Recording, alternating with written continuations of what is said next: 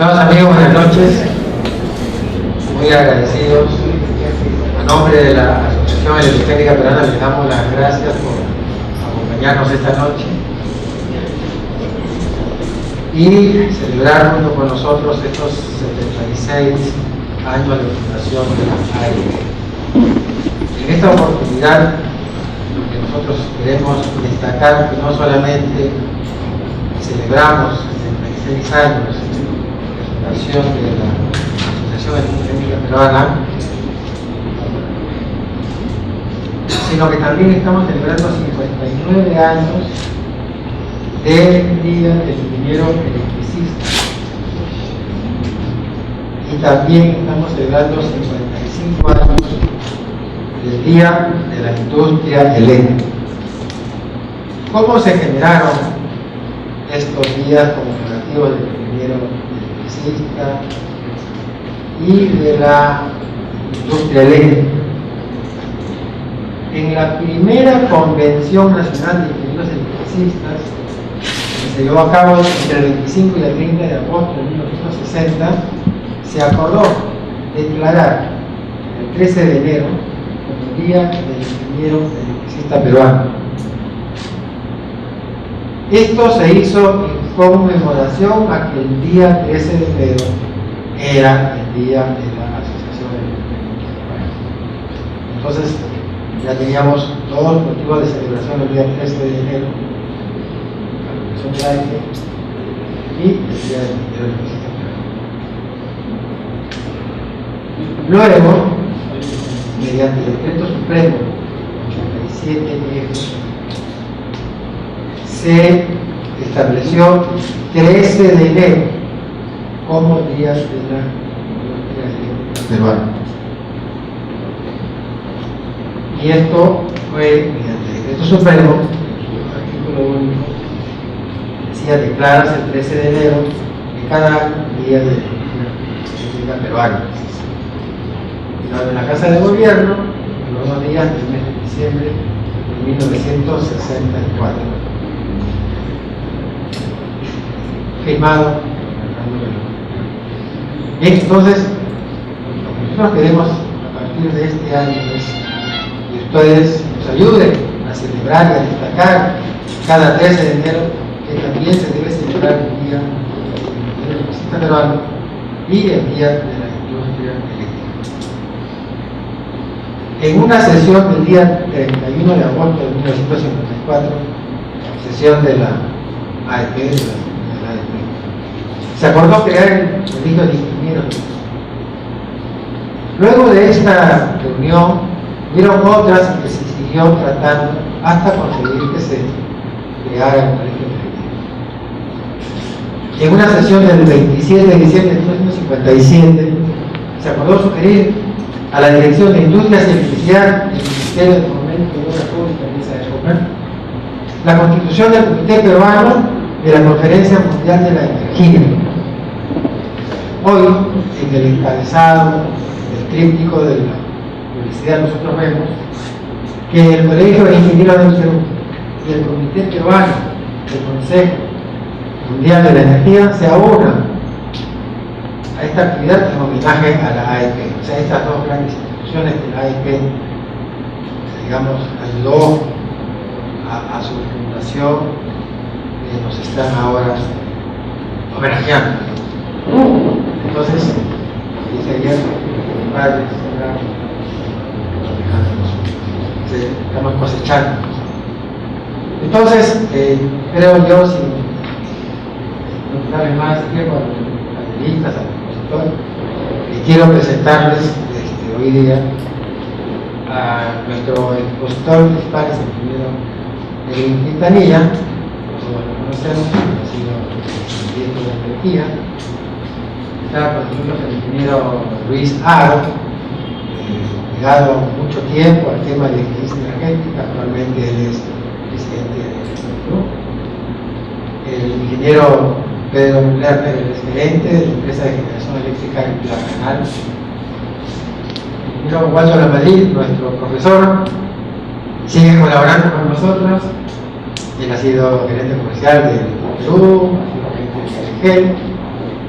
Nuestro nuestro amigo David Grandes, al ser panelista, por un error que a todos nos pasa, se fue a la EP, y chinos 84 le llamaron, ha estacionado todo y ahorita está de regreso. Va a llegar muy tarde, pero está aquí. ¿Sí? Entonces, por favor, ingeniero Edwin Quintanilla, un aplauso por favor para el ingeniero. Buenas noches. Bueno, yo tenía un maestro, alguna me decía, usted tiene PowerPoint, no tiene lo que decirnos, ¿no? Yo tengo lo que decir. Dije, PowerPoint, bueno, como toda la vida puede ser secundario, ¿no? Así que acá tengo mi plan B, así que puedo comenzar mientras viene la PowerPoint. Si me llega. Yo lo que quería, hoy día, en primer lugar, saludarles, siempre muy grato. ¿Me escuchan? ¿Sí? Bueno, está bien. Bueno, siempre es muy grato estar en la AEP, digamos, tantos amigos y tantos años igualmente, ¿no? Y hoy día me invitaron a hablar sobre costos y precios de la generación, ¿no? La generación eléctrica. Y yo le puse un subtítulo que se llamaba Oferta y Demanda en un contexto disruptivo.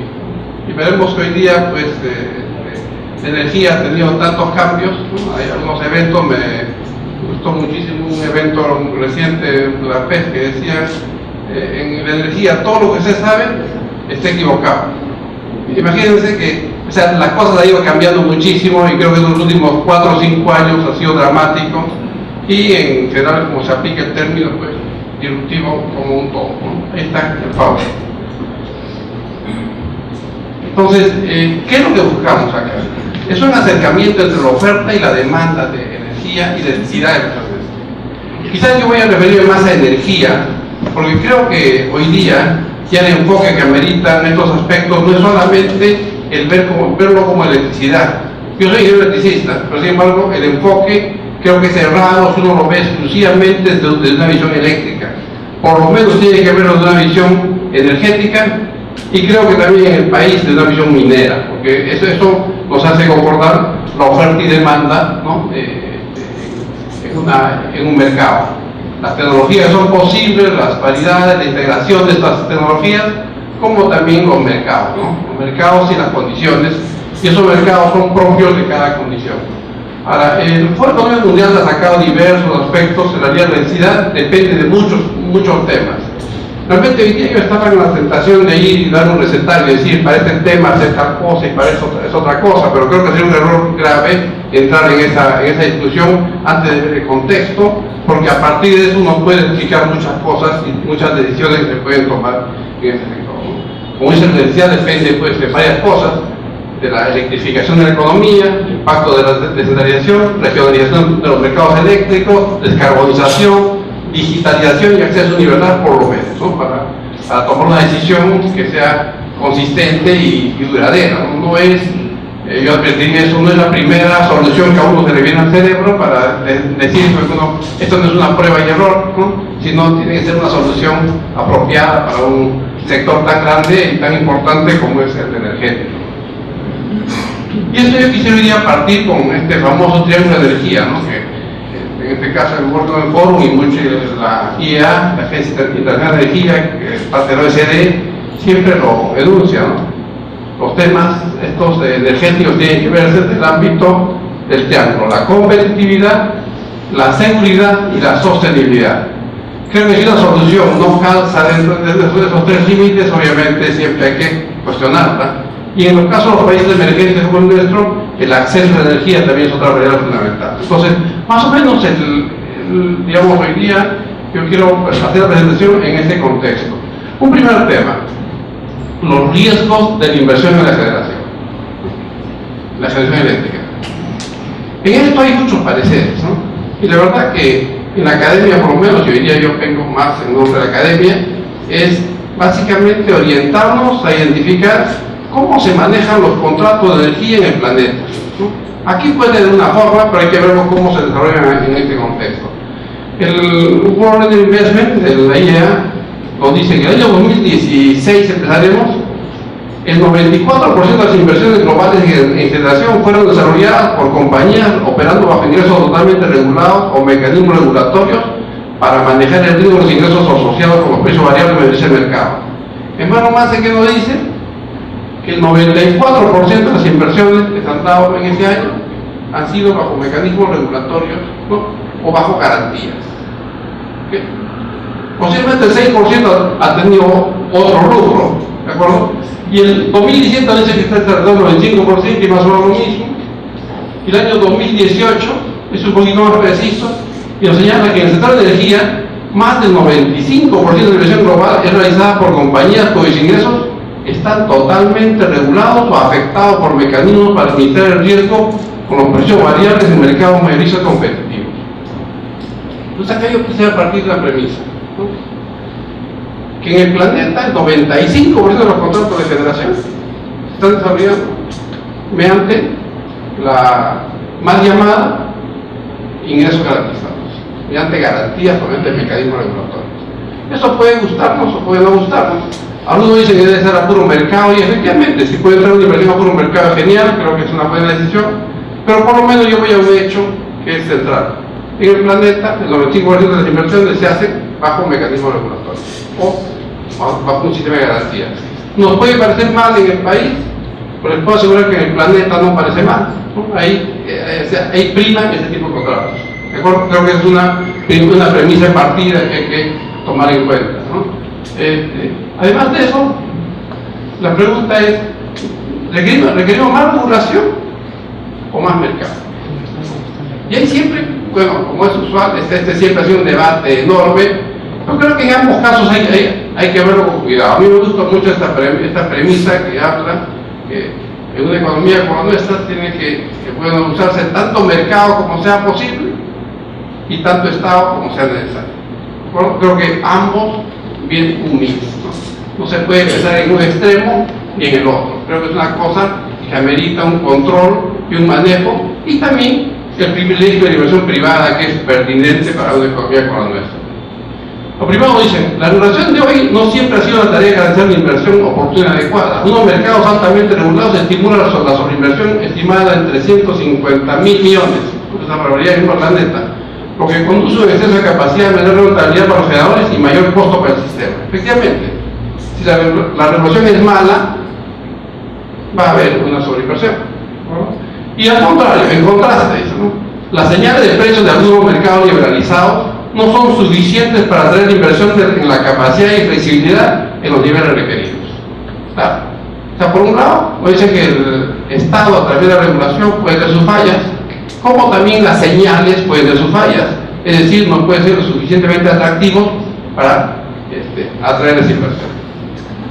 Sin la acción de los fabricantes de la política y los reguladores, esto pondrá la seguridad de los sistemas de energía bajo una mayor presión en el mediano plazo.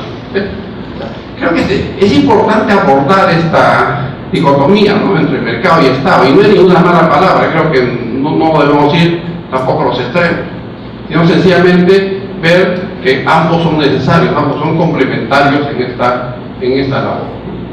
¿Cómo van las inversiones en el planeta? Creo que estamos, y este año es para celebrar, estamos en 2 días después del día del ingeniero electricista, ¿de acuerdo? Y un día después del ingeniero minero, que hacía seguiditos. Y acá lo que puedo ver es lo siguiente, ¿no? El 2016 fue un año en el que por primera vez la inversión eléctrica superó a la inversión de petróleo, gas y carbón. Y lo cual es notable. Usualmente la inversión del upstream, del gas y carbón y petróleo, siempre fue más alta, fue casi el doble de la inversión eléctrica. Entonces esto nos sitúa en una posición expectante, o sea, el planeta se está electrificando. ¿Y esto qué significa? Yo quisiera emplear el término electrificación no en el contexto del Ministerio de Minas, que tiene una dirección de la dirección rural, debería llamar más bien Dirección General de Acceso a la Electricidad, ¿no? Hoy en el planeta de la electrificación está más bien orientada a la sustitución de muchos combustibles fósiles por electricidad. Entonces lo que se viene a futuro de una manera decidida es un crecimiento eléctrico importante, producto del desarrollo del mercado, pero también producto de esa sustitución que ya lo reconocen muchas agencias de energía y muchos analistas. Hay mucha información sobre lo que se llama la electrificación de la matriz energética. Entonces, esta acá es un rubro que es fundamental. O sea, en electricidad se está invirtiendo más que en los combustibles fósiles desde el año 2016, y en 2017 es lo mismo, ¿no? 750 millones de dólares versus 716, ¿no?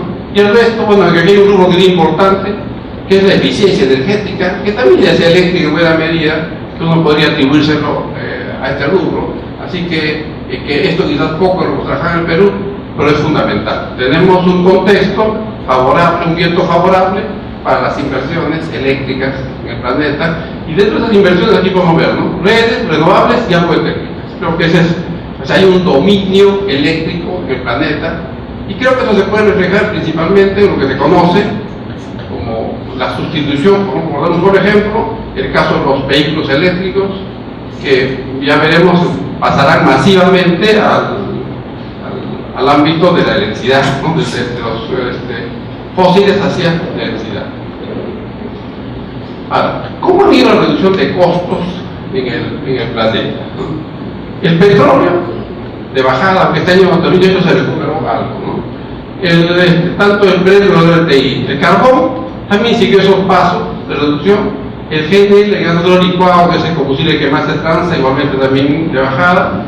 El gas natural del Henry Hub, que es nuestro punto de referencia, es un marcador en Estados Unidos, ¿no? Un mercado bastante desarrollado, está entre 4 y 3.1, y el Perú podemos ver que está en algo menos de $3, lo cual significa que hemos tenido nuestro Henry Hub por los últimos 10 años o 12 años, ¿no? Lo cual es un tema interesante. Hemos tenido un gas que ha privilegiado, digamos, su desarrollo, que ha permitido justamente que haya este crecimiento, como luego veremos.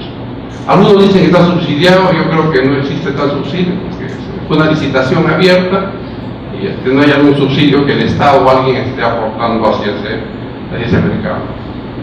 Bueno, entonces esto, para seguir analizándolo, ahora sí me trataré de meter un poco más al ámbito eléctrico. Lo que se ve en el planeta es que los costos de energía solar están bajando. Pero esto aparentemente está bajando no por el tiempo, que también está sucediendo, o sea, no solo por el tiempo, que ha bajado dramáticamente, como todos conocen.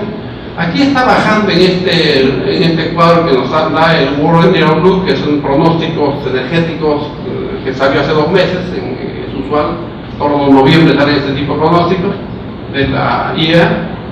Y lo que nos dice acá es lo siguiente, que es central a mi punto de vista para lo que podemos analizar en esta noche.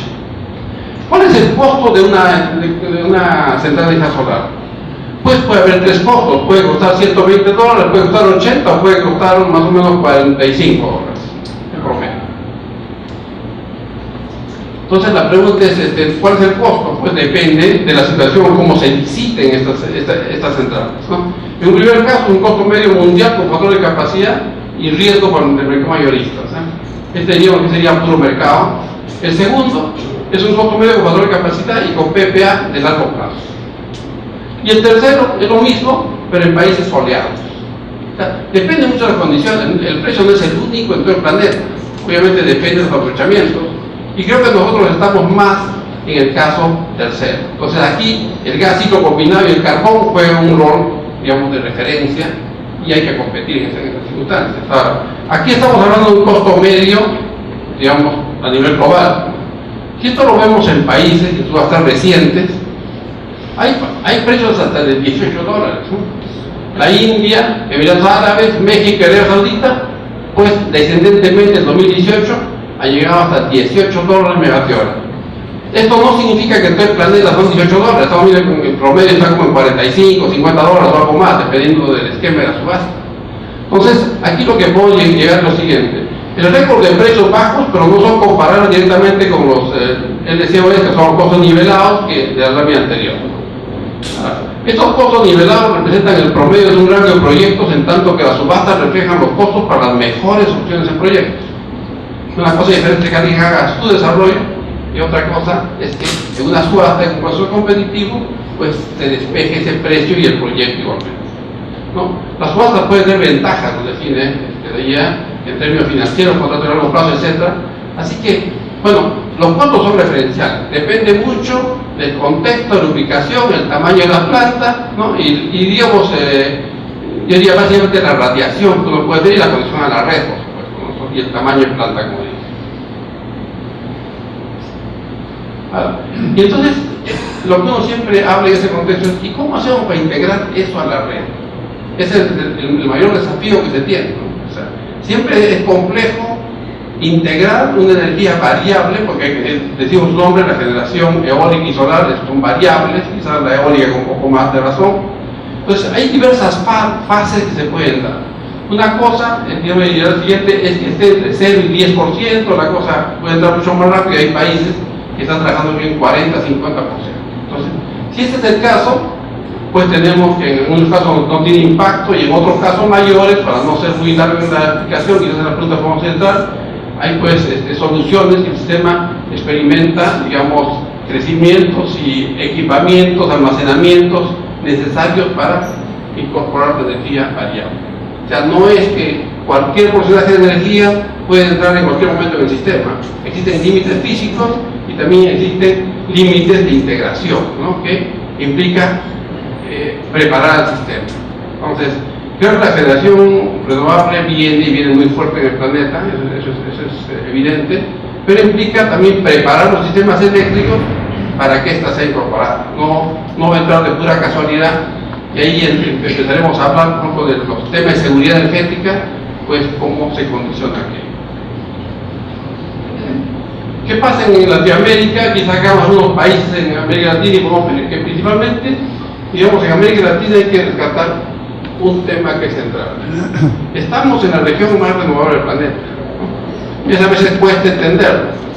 Es diferente que no estamos en la región con generación renovable variable máxima del planeta, estamos en generación renovable en general, ¿de acuerdo? Entonces siempre hay una tradición hidroeléctrica, Perú más o menos 50% hidroeléctrica y la otra parte gas y algo de variables. Y bueno, hay países, Colombia que tiene 66%, Brasil también tiene 63%, etc. Entonces, pero el mix es bastante orientado hacia la generación hidroeléctrica. Creo que es una característica única de las soluciones y de la problemática en América Latina. Uno cometería un error si intenta pues utilizar una solución europea, ¿no?, para un problema peruano. ¿Okay? Creo que hay que ver las tecnologías, por supuesto, creo que ese es un tema fundamental, pero también lo que uno puede llegar es a una conclusión que es central, ¿no? Cada economía tiene su propia solución, pero es fundamental que esa solución esté en el contexto, en el gran contexto mundial y con esas tendencias que se puedan dar. Ahora me iré específicamente al Perú, ¿no? O sea, hasta acá creo que nos ha dado un contexto bien importante de cómo se maneja esto en el planeta, ¿no? Con contratos PPA, con garantías, ¿no? Que es una mala palabra para muchos, pero para algunos no lo es, diría yo. Eso permitió que muchas cosas se desarrollen igualmente. Siempre es importante ver, pues, energía que el Perú llegó en 1886, ¿no? Llegó un poco antes que la EPE, ¿de acuerdo?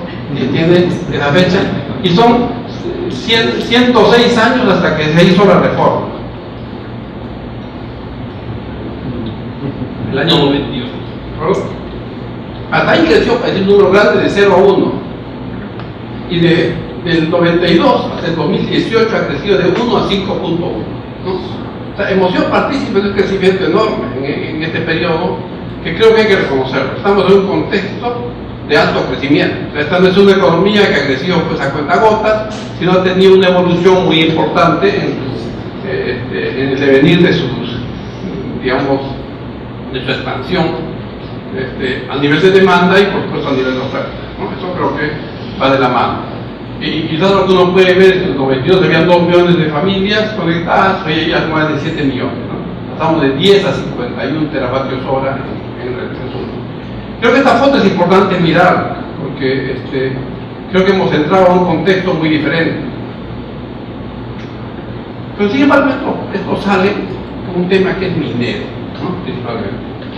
Yo sé que ahí vienen siempre muchos problemas. Yo les comento que este último año y medio he estado referido más a temas mineros, ¿no? He estado tantos años metido en el área energética, el último año y medio en el tema mineros, y la verdad que me encantó. les comento que es un mercado muy desafiante, ya algo lo he entendido, y lo que les puedo decir es que yo estuve anteriormente en una conferencia, me acuerdo una muy reciente, en unos hoteles aquí en Lima. Yo estuve en la sala de minería y escuchaba todos los pronósticos, ¿no? ¿Qué pasaba en la minería? Y terminé ahí, como todavía tengo, como diría, muchos amigos eléctricos, me fui a la sala eléctrica. Y lo que me sucedió es que estaba en una sala primero optimista y me pasó a una sala pesimista, ¿no? Y la verdad es esa, mientras otros estaban entusiasmados, no sabían qué hacer con ese crecimiento minero, en otra sala estaban con la cabeza agachada diciendo que todo estaba mal, más o menos, ¿no? Creo que eso hay que concordarlo. De repente la verdad está al medio, está en la pared, el límite, y no es que uno, digamos, el minero va a ser optimista siempre, ¿cierto? Pero también creo que ese optimismo habría que analizarlo apropiadamente. Yo les puedo decir lo siguiente, ¿qué ha pasado en el caso peruano? Esta es la producción de cobre. El Perú en cobre es el segundo productor del planeta, ¿no? Es una de las pocas cosas que somos pues, primeros o segundos. Y en varias cosas, plata, en otros metales también. Pero en fin, me referiría al cobre. Los últimos 12 años, entre 2005 y 2017, el cobre ha crecido 3%, 3.4% en Chile. Sigue siendo el primero, pero ha crecido 3% en Chile. Y su vecino, que es el Perú, ha crecido 142%. Entonces, yo le quiero decir que nosotros hemos sido la generación que hemos sido partícipes del mayor crecimiento del cobre que haya existido en nuestra era republicana, y antes, este cobre no sé, viene de los incas, me imagino, pero lo que tenemos es que en 12 años hemos más que duplicado, hemos crecido 142%. ¿De acuerdo? La China tenía que crecer muy bien en cobre y Estados Unidos 8%. Entonces, el detalle acá es, ¿y por qué se creció tanto? ¿Y por qué dos vecinos, uno creció muchísimo y otro creció muy poco? Yo les aseguro que si fuéramos chilenos, que luego tengo una frase piñera por ahí, estaríamos en un problema. Estaríamos preocupadísimos porque no está creciendo nuestro mercado de cobre. Y uno ahí puede, digamos, partir de una premisa que es fundamental, ¿no? La energía es procíclica. La energía antecede a cualquier ciclo económico y a un ciclo productivo de cualquiera de estas materias, ¿no? La energía es básica en ese sentido. Entonces, si uno tiene una energía competitiva, pues el sector emergerá, como acá se demuestra, ¿no? Aquí se entiende una energía competitiva que permite crecer mucho más. Si ustedes ven desde la China al Perú, el sur del Perú y el norte de Chile, está muy cerca, ¿de acuerdo? Creo que un pequeño ángulo, pero estamos más o menos ahí, en distancia de barco, es la misma. Entonces, ¿qué es lo que sucede? Porque uno creció mucho y otro creció poco, es básicamente por los factores competitivos de la economía peruana, y en este caso, yo al menos veo que son dos. Hay varios factores, pero digamos el principal, desde mi punto de vista, es la electricidad. O sea, ha habido una electricidad competitiva que permitió desarrollar esos mercados. Y el otro es la inversión china en este país, ¿no? En el ámbito de cobre, principalmente. Entonces, esto acá nos da una lección interesante, y acá hay un detalle a tomar en cuenta. ¿Qué pasó en 2004, el año anterior a este ciclo? Ha sido sencillamente que Camisea emergió. En 2004 se inauguró Camisea, y todo nos ha dado un ciclo muy interesante. Creo que ahí para los químicos fue una tesis interesante, cómo convertir gas en cobre. Recuerdo una alquimia de esas importantes, pero ahí está. Más o menos es lo que ha sucedido en este periodo. Ahora, y si vemos esto mismo en el crecimiento eléctrico, el crecimiento de gas en el mercado nacional, va a ese ritmo. Es decir, somos una economía que ha crecido notablemente en los últimos años y va de la mano. Están viendo en estos días, y para no traer respuesta también en 2017 y 2018 inclusive, aquí tengo la aparición de demandas de 2018 de las cargas mineras, son la carga agraria y penal de minería. Recuerdo que acaba de terminar hace unos días. La demanda de 2018, la que se indica acá, ¿cuánto creció el mercado minero el último año? 5%, 5,2%. ¿no? Es una tasa importante. ¿Okay? Y luego se viene acá, ¿dónde creció más? Este último año fue en el centro, pero los últimos 3 años, del 16 y 18, el mercado minero ha crecido 31%. ¿no? Yo cuando escucho esto y digamos, aprecio a veces algunos comentarios que dicen no se está creciendo, no sé qué se puede llamar, al menos en el ámbito minero, que es lo que está pasando, ¿no? Es una tasa importante, 31% en los últimos 3 años. ¿Y dónde está creciendo? 65% en el sur. Y eso nos denota un polo de desarrollo que es fundamental, ¿no? Y en el sur hay varios proyectos todavía en desarrollo, ¿de acuerdo? Principalmente que Quellaveco, que está ya saliendo, y la operación de algunas minas en el sur. Entonces, esto creo que viene de una manera fundamental, y esto nos lleva a otro concepto que luego abordaré, que es el gasoducto surperuano, como se llame, el gasoducto que va hacia esa región. Y que es un sector que está creciendo pues a unas tasas muy importantes. No es que todo el país crece en plano, sino se tienen estas expansiones focalizadas en muchos sitios. Y aquí no hay ya citar al amigo Piñera, dice: Chile fue un país pobre en la energía del siglo pasado. Él mismo califica hace muy poco, hace una semana, dice: Chile ha sido un país pobre en las energías. Dependía de las importaciones, y eso es cierto, ¿no? Dependía de importar gas natural, importar carbón y todo en general.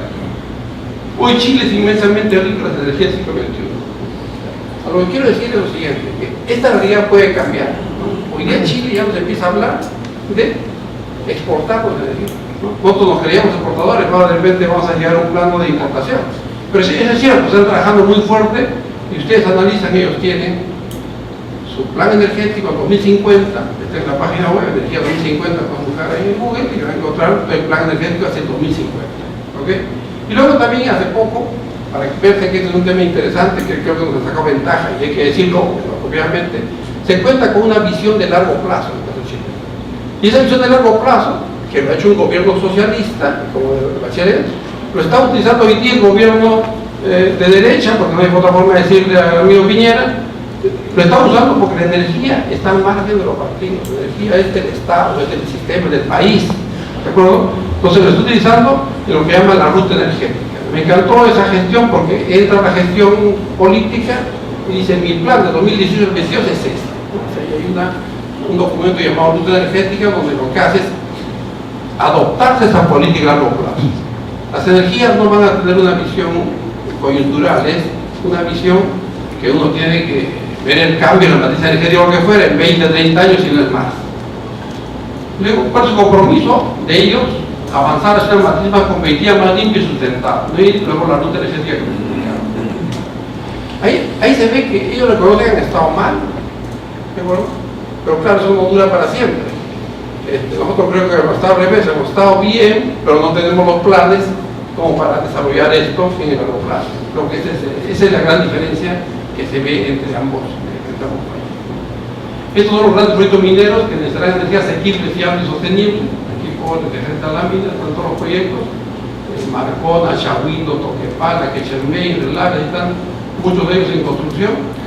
Y esto es un poco para levantar nuestras tasas de pronóstico, ¿no? Los eléctricos, los electricistas, que son medio pesimistas, creo que acá podemos ver que esto se está moviendo, ¿no? O sea, estos proyectos no son una ficción, son inversiones concretas que se están desarrollando. ¿Ok? Entonces, ahí creo que hay toda una cartera de proyectos que van a requerir energía en este país. ¿Y cómo están las tarifas eléctricas? Que es importante mirarlo, ¿no? Porque hoy día me quiero hablar de costos y tarifas. Las tarifas es innegable que deben reflejar los precios, los valores de escasez de los mercados, ¿no? Con las tarifas no se puede hacer ficción. Si esas se reducen ficticiamente, obviamente puede pasar cualquier cosa, ¿no? Se va a exacerbar la demanda y después va a ser incontrolable y no vamos a poder afrontar con esa expansión. Estamos en un contexto, en los últimos 25 años, lo que ha pasado en este país es que cada 10 años hemos duplicado la oferta, ¿no? Para que sea 5 veces, o sea, cada 10 años hemos duplicado la oferta. Entonces el tema de fondo es: tenemos que ser capaces, o sea, nuestra ecuación es diferente, ¿no? ¿Cómo crecer en 10 años todo lo que tenemos hoy día? Y no es que uno va a crecer al 10º año, uno tiene que ir creciendo en el tiempo. Es un desafío grande. Algunos dicen que esa tasa se ha ralentizado, ¿no? Pero, no sé, yo no estaría todavía muy seguro de esa ralentización, ¿no?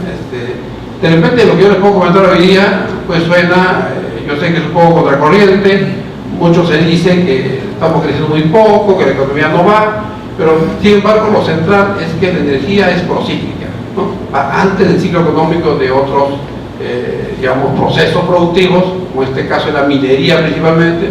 ¿Y por qué me refiero a la minería? Porque es el gran sector dinamizador de la economía peruana. ¿Se deben hacer otras cosas e incursionar en otras actividades económicas? Por supuesto.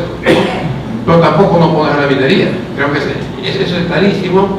Entonces, en esa dirección, por ejemplo, acá, ¿cuáles son las tarifas desde el punto, digamos, de un cuadro reciente del segundo trimestre del 2018? Aquí se puede ver cómo era 2012-2018, nuestros precios han subido de casi 8 centavos a 9 en el caso peruano, ¿no? Ya para la gran industria, y en Chile ha crecido casi de 11 a 13. ¿De acuerdo? Hoy me están preocupados porque eso les hace perder competitividad. Y es bueno verlo en el principal producto de exportación, que es la principal demanda que existe. Tanto en Chile como en Perú, somos, por decirlo de alguna manera, la OPEP del cobre. ¿Cierto? Pues los dos son primero y segundo, y tenemos una proporción entre los dos muy importante en el planeta. Vamos a ver el caso del cobre, aquí está el cobre y el oro. El cobre en el Perú está en $1.16, ¿no? $1.16 el cash cost, el costo de producción de cobre. Y en Chile está $1.44. De esa diferencia, ¿no? Más o menos 0.20 se explica por las tarifas eléctricas, por la diferencia tarifaria. Y esto es fundamental porque ese gap hay que aprovechar. ¿Dónde van a invertir aquellas empresas que tienen proyectos en ese sentido? Obviamente, ¿cómo tomar la decisión de invertir en Chile o invertir en Perú? La van a venir a Perú no por Machu Picchu, porque tienen genial Machu Picchu, pero eso también para pasear, se lo van a venir en tanto existen ventajas competitivas en el mercado nuestro. Entonces, esto creo que demuestra bastante bien esa prioridad de invertir en el mercado peruano. Ahora, ¿cuáles son las tasas de crecimiento? En el plan de transmisión del COES, que fue a fines o a mediados de septiembre del año pasado, se abren tasas entre 2,7 y 5,4%. Nos dice que la demanda del sistema a 2028 podría alcanzar hasta 93.000 GWh, ¿no? O sea, más de 12.000 megavatios, alrededor del doble de la demanda actual, ¿no? ¿Y cuántos años faltan para el 28? Pues 9, ¿no? Aproximadamente.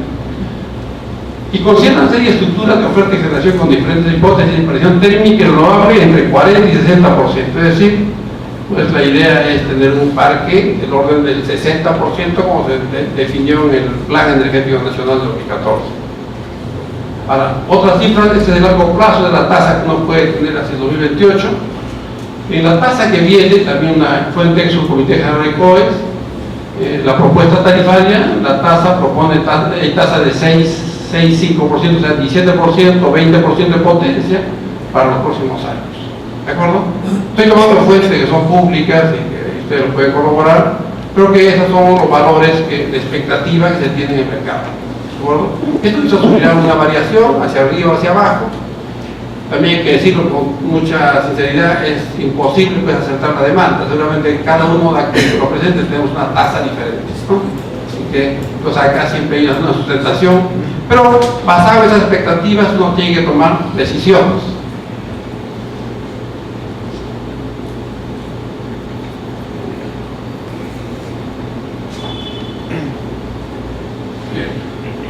Entonces, ¿qué pasa en estas decisiones? Si la tasa AMCLO hacia el 2025, es de cualquier tasa que uno quiera acá, siempre uno va a requerir mucha generación. Y si fuera la regla del 60-40, es decir, 60% renovable y 40% de gas principalmente, pues habría que crecer si la tasa media es 4,9%, casi lo mismo que tenemos de renovable hoy día. Ese es más o menos el esquema. Esto ya no será posible porque al 2025 no llegaremos a ello. Ustedes saben que los proyectos hidroeléctricos son pues, periodo de maduración largo, ¿no? Los últimos proyectos han sido 7 años. Entonces, eso es posible que hoy día tome hasta algo más de periodo. En Colombia, un buen ejemplo, está la central de Hidroituango de 2.500 megas, está tomando ya 10 años, prácticamente se les cayó el túnel, así que les tomaron unos 12 años, si es que logra salir. Entonces, y esto depende, de cualquiera sea el escenario, tendremos un requerimiento de energía.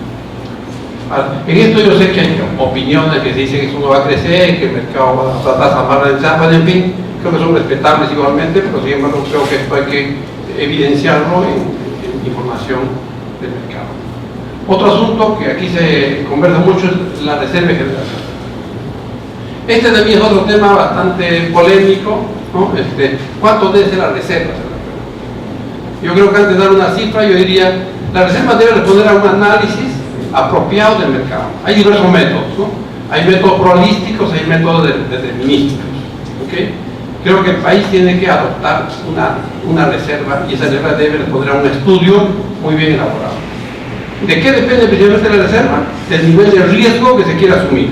Es así de simple. O sea, ¿de qué me quiero proteger? ¿Bueno? Yo les comento que en el caso peruano del 2017, creo que el 2018 ha bajado un poco esto inclusive. Y aquí el benchmarking entre Chile, Colombia y Perú. Chile tiene 118 reservas, Colombia tiene 73 reservas y Perú tiene 63. ¿No? ¿Estamos altos? No sé, pero yo veo que otros están más altos. Entonces, esto depende mucho de la decisión de política que se pueda adoptar. Porque depende, y no es igual en cada país depende de sus riesgos que quiera asumir. En el caso colombiano, el año pasado hubo una sequía severa y se racionó, se echó al ministro, se quiso echar al regulador y muchos conflictos en la región. Salió el propio presidente de la República a apaciguar las aguas y buscar que eso, se ahorre energía, y tuvo ese racionamiento con 73% de reserva, ¿no? Yo simplemente quiero dejar enunciado el tema porque creo que esto, más allá de definir un número a priori, debe responder a un estudio concienzudo y a una elección de un riesgo que se quiera asumir. Creo que es así de simple en el caso de la reserva, que también es un tema que muchos. Entonces, en resumen, ¿cuáles son los proyectos y desafíos del Perú? Dentro de la política, competitividad, sostenibilidad y seguridad. Hay diversos proyectos, yo no voy a entrar a todos ellos porque sería cada uno empezar a enumerarlos, seguramente nos pasamos unas horas. Pero siempre lo que yo diría, el tema central, creo que yo me quisiera contar en la competitividad. O sea, se requiere de un país competitivo. Entonces ahí es que la Comité de Tarifas debe mantener un balance oferta-demanda solo hasta el 2021, de acuerdo a lo que he visto varios análisis, más o menos el 21, 22 eventualmente, pero por ahí estamos, tendrá mucho crecimiento. El boom minero y inversiones en torno a $50 millones en el mercado, el gasoducto Superguano, nosotros podemos emprender, o la masificación, el plan de transmisión, que felizmente se va bastante bien, la distribución, también con redes competitivas con sustitutos. Creo que hay muchas oportunidades en lo que hablamos de la electrificación de la matriz energética, los vehículos eléctricos, yo diría también la cocción eléctrica, ¿no? Con cocina e inducción, y el suministro de petróleo y gas competitivos todavía. Creo que eso, en el ámbito de competitividad, es central trabajar en ese contexto. Pero sin embargo, yo me permitiría decir una cosa, ¿no? Hay muchos desafíos, pero hay pocos proyectos. Y creo que hay un gap que se tiene que buscar cómo cerrar en este contexto. Y ahí yo quisiera recordar a un premio Nobel, ¿no? Muy conocido por los economistas, Jean Tirole, ¿no? De la Escuela de Toulouse. Él escribió un libro que se llama La economía bien común. Y él dice, habla justamente de la complementariedad entre el mercado y el Estado. El debate público enfrenta con frecuencia a los partidarios del mercado y a los partidarios del Estado. Ambos consideran el mercado y el Estado como competidores, pero sin embargo, el Estado no puede lograr que sus ciudadanos vivan correctamente sin mercado. Y el mercado necesita al Estado, no solo para proteger la libertad de empresa y garantizar los contratos a través del sistema jurídico, sino también para corregir sus fallos, ¿no? Efectivamente, creo que este es un hombre dedicado toda su vida a la regulación, no creo que tenga el Nobel de casualidad. Entonces, nos dice pues que es una complementariedad, ¿no? Una complementariedad entre ambos actores, los grandes actores del Estado y el mercado, ¿no? Ambos tienen que tomar su rol y buscar no interferirse en general, y como es obvio, también con una visión de largo plazo. Es lo que le decía, quizás solamente para entrar un poco a lo que es la demanda, pues el tema de la generación distribuida es fundamental. O sea, lo que conocemos se dice que está equivocado, ¿no? Ha cambiado. Antes hablábamos generación, transmisión, distribución. Hoy día en realidad ya se empieza a ver en el planeta que la generación está por abajo, ¿no? Así que, y muchas eficiencias y muchas automatizaciones, digitalizaciones, etcétera, que es un tema también a analizar. O sea, el mercado ya no es el de antes, ¿no? El futuro ya no es lo que era, ya cambió, y ahí necesitamos un contexto más competitivo. Pero sin embargo, esto va de la mano también con lo que se trabaja en Alemania. Se dice que en Alemania tiene una política renovable exitosa, ¿no? Yo he visto varios papers interesantes, pero a mí, como a veces me gusta dar la contra, leí un paper que dice al revés, ¿no? Este es Daniel Lacalle, que es un liberal, ¿no? Dice, su objetivo es recuperar la competitividad, aumento de consumo, aumento del empleo, no de la ampliación de empresas. ¿Qué ha pasado ahí? Y es verdad que las energías renovables están reduciendo sus costos, pero la acumulación de las subvenciones ya dadas en sí mismo parte del costo base. La descarbonización no es mala, no obstante se debe llevar el objetivo medioambiental y político de una manera competitiva, ¿no? A mí me gusta decir, ya termino, que esto tiene que ser renovable y competitivo, ¿no? Que son ambos aspectos. No es solamente renovable, que son bienvenidas las tecnologías, sino ya caben menores costos, pero tenemos que buscar la mejor localización de ese tipo de inversiones. Hay costos marginales negativos en varios sitios, no solamente bajos, sino negativos. Creo que esto al menos también nos tiene que dar una lección. No es que esto sea deseable, sino es simplemente un hecho que hay países que tienen estos costos negativos. Y ahí viene nuevamente el tirón que nos dice costo medio o costo bajo. Yo en lo personal creo que la teoría marginalista llegó a su límite, ¿no? Yo he defendido por muchos años la teoría marginalista. Creo que, recuerden la reforma, siempre el costo marginal, pues se escribía en relación de energía, relación de potencia, etc. Hay toda una teoría de por medio. No lo voy a leer, yo sé que tenía con la tarjeta amarilla. Pero sin embargo acá, lo que uno tiene que ver es que este costo fijo y costo marginal, cuando hay inversiones de alto costo fijo y bajo costo variable, pues el modelo tiene que adecuarse. ¿Okay? O sea, no es lo mismo, es decir, si vamos a entrar en un contexto que yo creo que es innegable de energías renovables en el planeta, como ya está sucediendo, el costo variable de una energía solar o eólica es cero, o muy cercano a cero. Entonces, ¿cuál va a ser el costo marginal? Pues cero. Yo a veces lo digo, y realmente es una broma, que el costo marginal en el sistema es bajo, ¿no? Hay muchas quejas de ese respecto. Sí es bajo, y va a ser más bajo, ¿no? Porque va a ser más bajo como se ve en muchos sitios, porque uno tiene pues esos conceptos. Al entrar la renovable, eso no hay forma como la renovable pueda subir el costo marginal, va a reducirlas.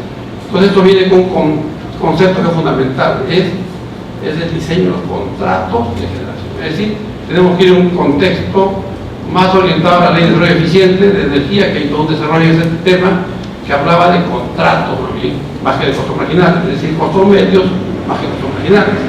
Y el COES es un mercado, principalmente en mi entender, un mercado de diferencias. No estamos en un pool, nuestro modelo jamás fue en un pool, jamás fue trasladar la señal del COES al mercado. Ha sido más bien que el COES me permita a mí arreglar las diferencias si se las hubiera, ¿de acuerdo? Que podían no haber, si calzan perfectamente mi oferta y demanda. Pero en fin, creo que siempre se calza, va a ser muy difícil, pero esas diferencias deberían transar en el COES. El GSP, ya para ir más o menos terminando, me faltan 2 láminas. Yo quisiera decir que el GSP es un proyecto fundamental. Ya les he comentado el caso del sur, que tiene una variedad fundamental. Aquí hay diversas noticias que ustedes pueden leerla, pero centralmente, bueno, desde febrero de 2017, esto se decía que se iba a licitar para diciembre, ahora digo cuando vino el año pasado, y ahora se acaba de postergar, no sé si para mayo, o marzo o mayo, no sé, pero sigue hacia adelante. Lo que ahí podría yo decir lo siguiente, ¿no? Acá yo recogía los informes de diagnóstico y operación de pozos del año 2013, 2015, 2017. El 19 ya no sale.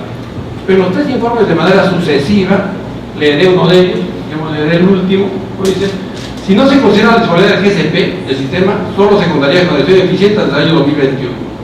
Entonces, en general, en todos los casos, ustedes para tratar la presentación para analizar con más detalle, se ve que sí, efectivamente, el gasoducto probando es indispensable que se desarrolle, ¿no? Bueno, y yo estoy con una fuente externa que viene más o menos consistentemente desde el año 2013 en adelante. A veces se ha cuestionado muchísimo el gasoducto, pero bueno, yo me remito a un estudio de análisis técnico que evidencia que estas son las metas chilenas, que se las paso ya muy rápidamente, que en resumen dice que al menos en 2050 el 70% de la generación será renovable. Bueno, creo que es una meta interesante de definir.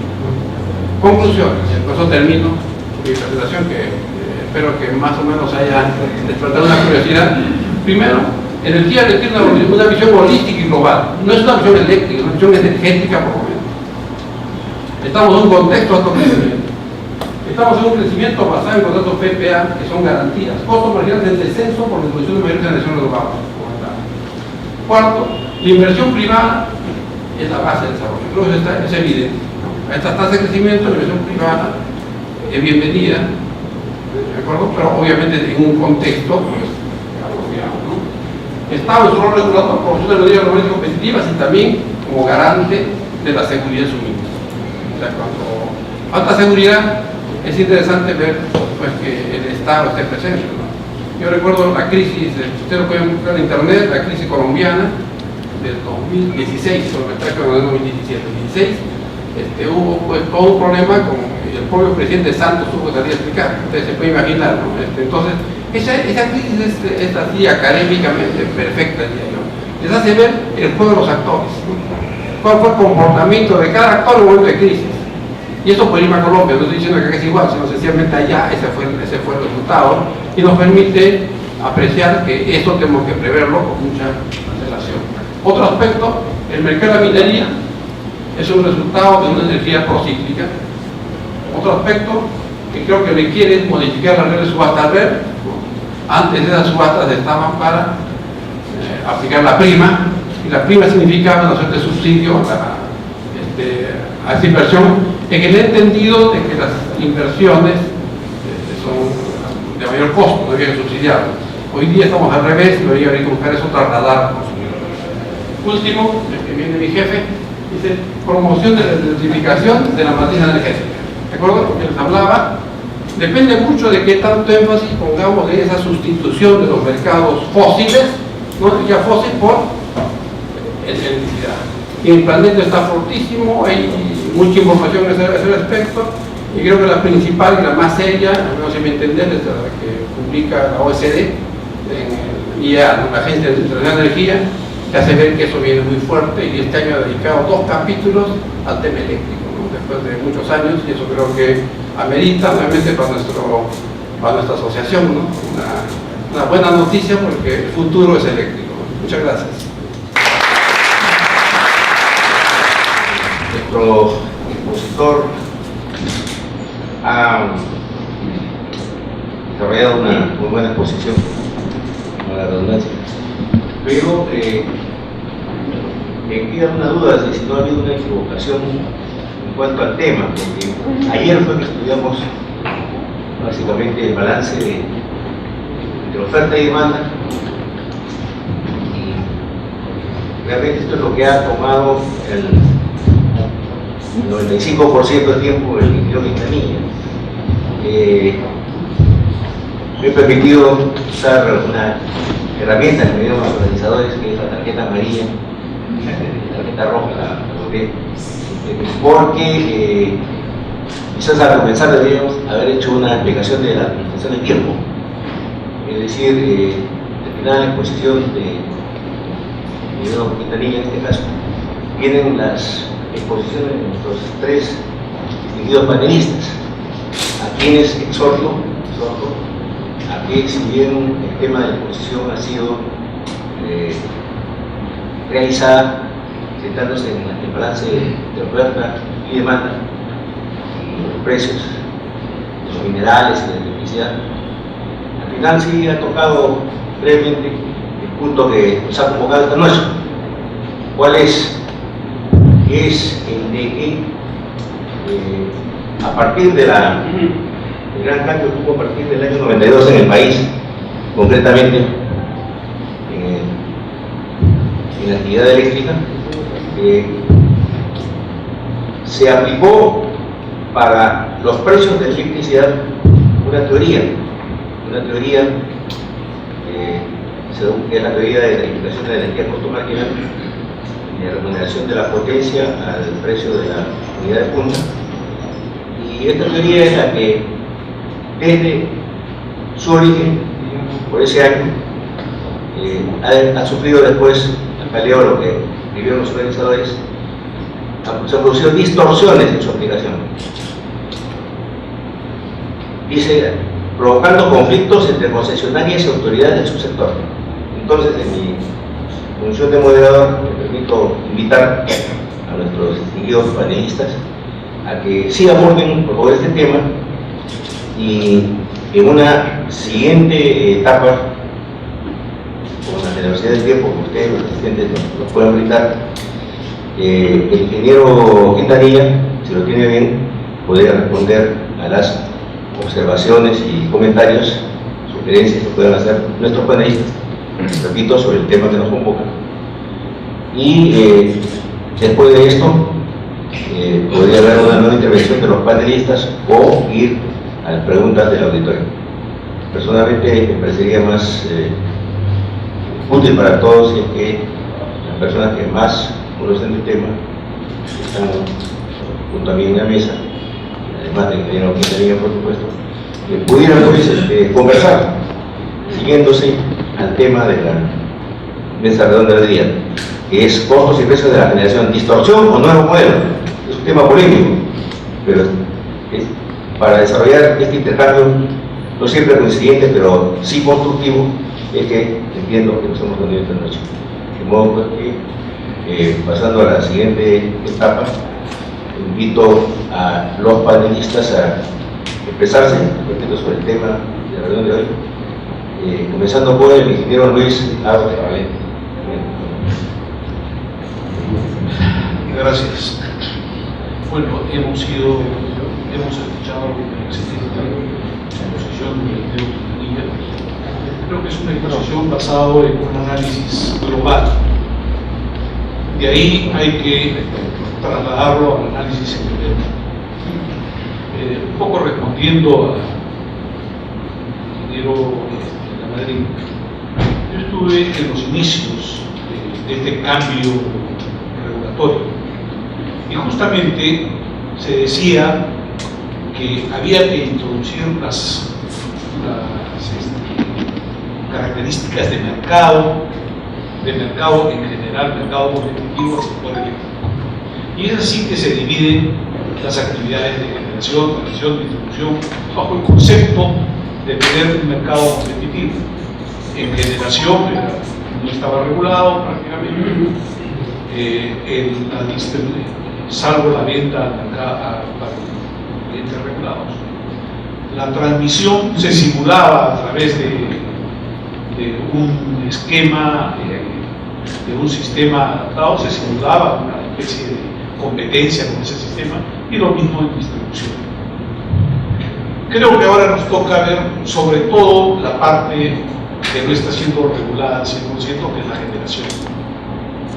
En el concepto, que era la maravilla que se descubría en ese momento, venía el costo marginal como señal de que hay un mercado competitivo. Pero para que haya un mercado competitivo tenían que haber muchos actores, no como ocurre en estos momentos, que solamente tenemos básicamente 3 grupos de actores y que manejan la situación. Estamos hablando de costos que mostró el ingeniero Quintanilla. Siempre se hablaba de costos marginales que estaban en el orden de 30 a 37. Han habido cambios, 30 a 37 dólares por megavatios. Han habido cambios que han visto más el corto plazo, y lo que era un modelo más o menos estructurado, estudiado, se han ido colocando parches, y ahora, alguna vez lo dije a un ministro, le dije, ahora es un muñeco que no se distingue qué cosa es. Y estamos tratando de justificar muchas cosas, pero no lo traemos a la realidad. Es cierto que hay que dar garantías, sobre todo cuando hay muchas inversiones muy grandes. Yo recuerdo hace unos años, cuando había un monopolio de las comunicaciones en Estados Unidos, se obligó a las empresas, a la empresa principal, a dividirse para que justamente haya competencia. Aquí lo que hemos hecho es lo contrario. Partimos de una idea de un mercado competitivo que no lo hay. Aceptamos que hay grandes inversiones, pero yo me pregunto, ¿cuál es la rentabilidad de las empresas de generación a nivel mundial? ¿Y cuál es la rentabilidad de las empresas de generación a nivel país? Estamos hablando de rentabilidades 15, 16, 18%, que a nivel mundial superan 8 o 9%. Entonces sí hay una garantía. Lamentablemente esa garantía se la hemos cargado todo al usuario.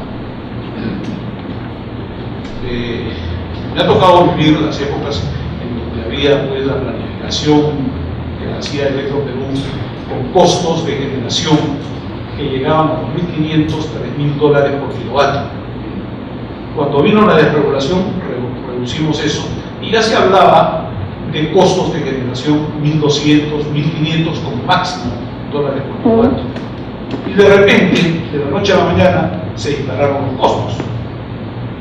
Hablábamos de costos de $4.000, $3.000, $4.000. Evidentemente, costos de $3.000, $4.000 requieren garantías, por así decirlo, mucho mayores.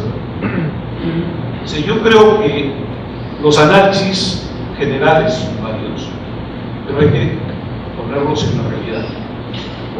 Y la realidad nuestra es que, como ha mostrado en la lámina, somos competitivos con un precio de electricidad y producción de costos de cobre. ¿Lo seremos si estos costos de electricidad se duplican? Esa es la gran pregunta.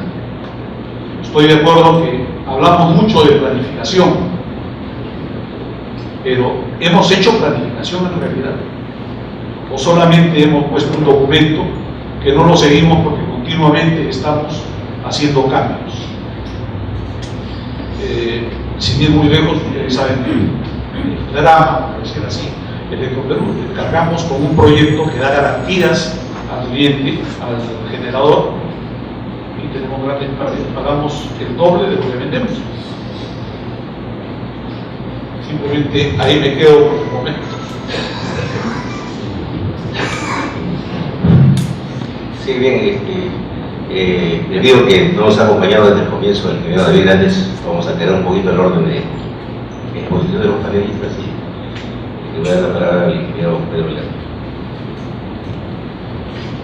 Muchas gracias, ingeniero. Para articular la presentación de Quintanilla con el tema de la presentación de hoy. Regulación versus mercado. Se necesita de ambos, sin duda, creo que estamos todos de acuerdo con eso. Pero una precisión que hizo, y yo quiero enfatizar, es que en tanto la regulación funcione, sea buena. Y creo que una de los requisitos para que una regulación funcione, que pueda ser complementaria, que tenga valor al mercado, es que sea consistente, que sea internamente consistente, que sea coherente. Quiero darles un ejemplo de por qué la situación de hoy pues, no está bien. Hoy día, el mercado de diferencia, como dice el ingeniero Quintanilla, el mercado de corto plazo, el mercado spot, el mercado que se transa, digamos, se valoriza la producción, es decir, donde se recompensa el esfuerzo de producir una unidad adicional, donde se recompensa el poder de tener la calidad de los activos, el tener un activo bien mantenido, el tener una cuenta bien regulada, el ser eficiente. Ese esfuerzo que uno hace esa inversión por producir con eficiencia se remunera y se premia en el mercado de corto plazo. Y hoy día el mercado está tan desadaptado que cuanto más baja el precio spot de electricidad, más sube la tarifa al cliente regular. Repito,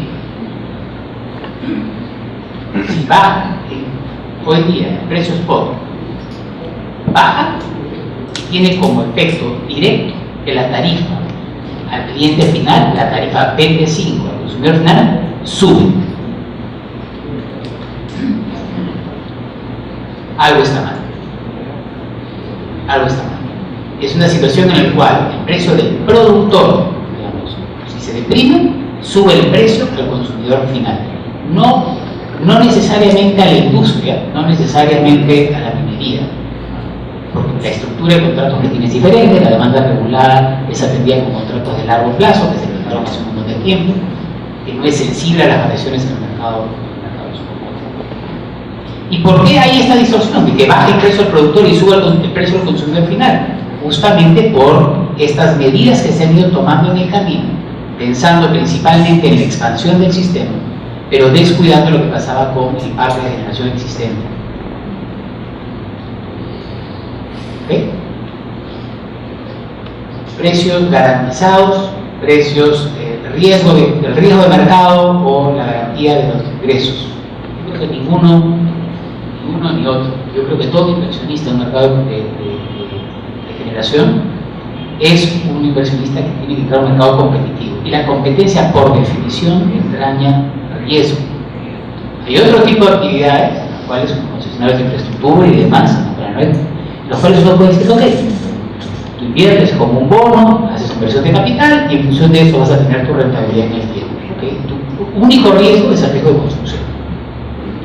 Pero en un mercado competitivo como este, el inversionista asume, un mercado eficiente es un mercado inversionista, asume cierto tipo de riesgo y no puede sencillamente esperar a que le sirvan todo con cuchara de plata.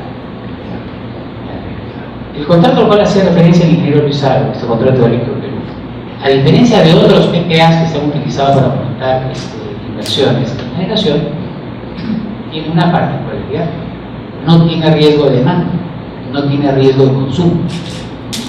Si yo firmaba un contrato con una empresa de distribución, una subasta a largo plazo, se distribuye, unas empresas del grupo Distribuce, del norte o del sur, estaba expuesto, bueno, tenía un precio, lo primero que me garantizaba es el precio, pero finalmente el consumo, la cantidad de energía que iba a consumir mi cliente iba a depender de su propia demanda.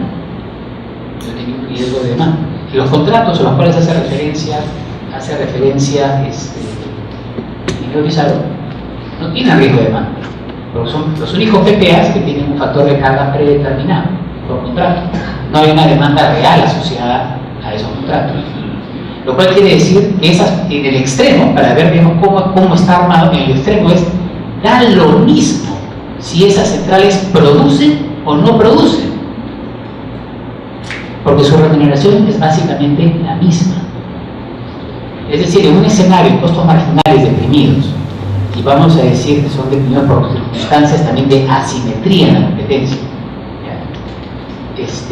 el componente que aporta al ingreso de las empresas, de las centrales adjudicadas, el ingreso social, el ingreso spot, es una parte muy pequeña del ingreso total.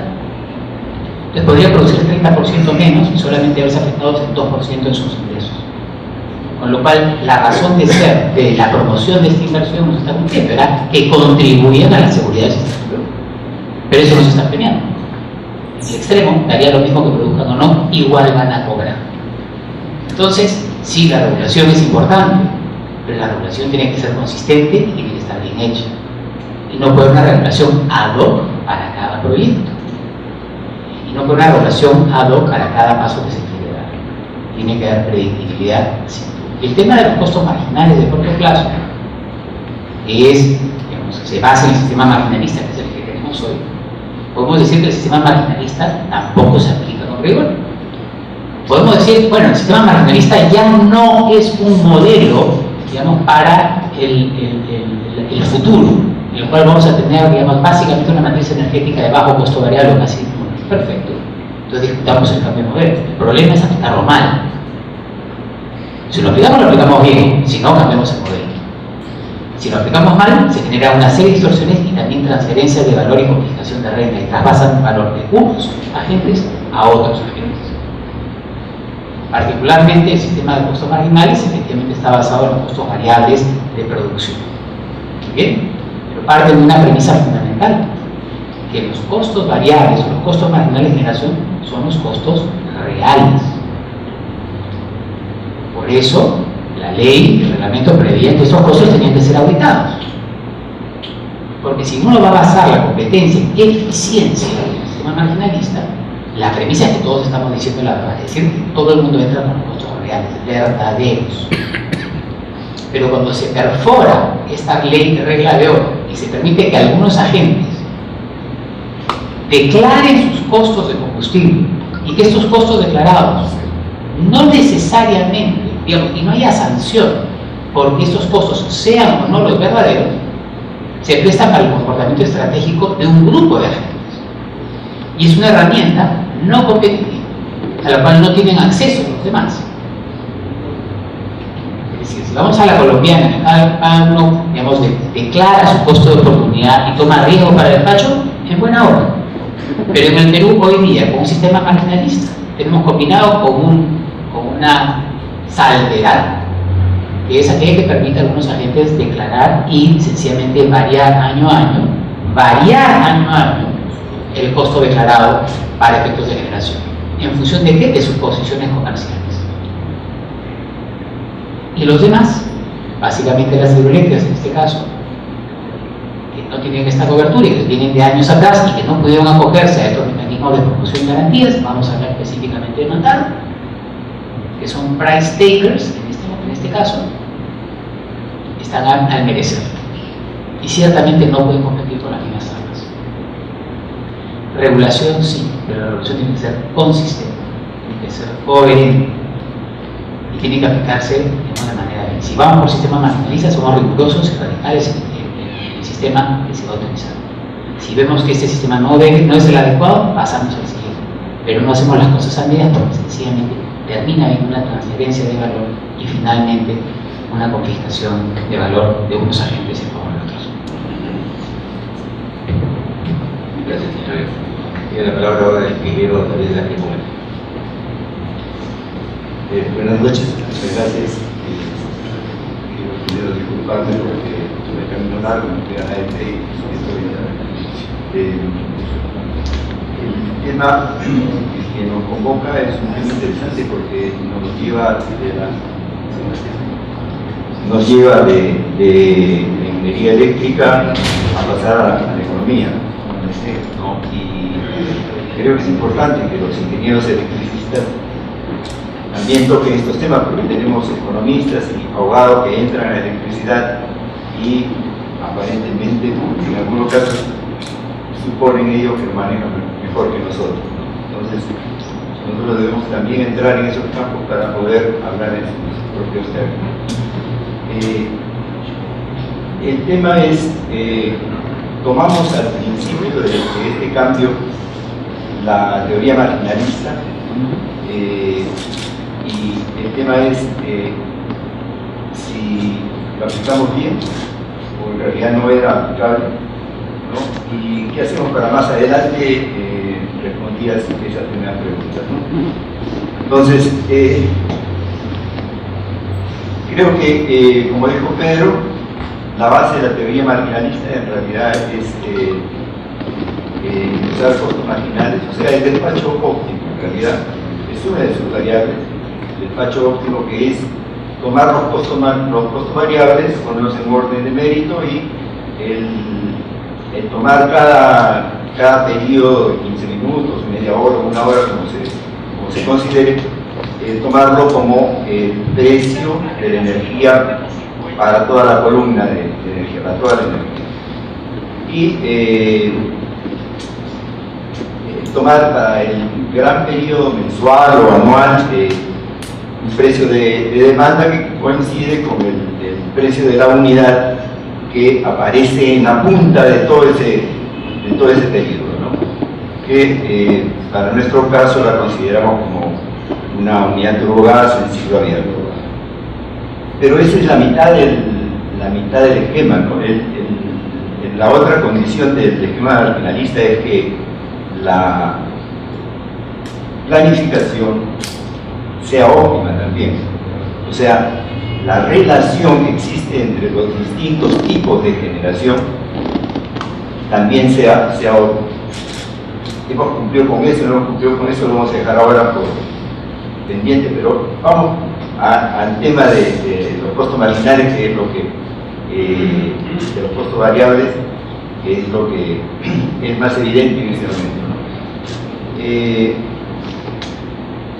Cuando comenzamos, ¿qué teníamos? Teníamos un sistema que era mayormente hidroeléctrico y la producción era 95% hidro y 5% térmico. Es decir, era un sistema en el cual el costo marginal era cero prácticamente, ¿no? Y tenía solamente esos cortos periodos en los cuales intervenían las centrales termoeléctricas.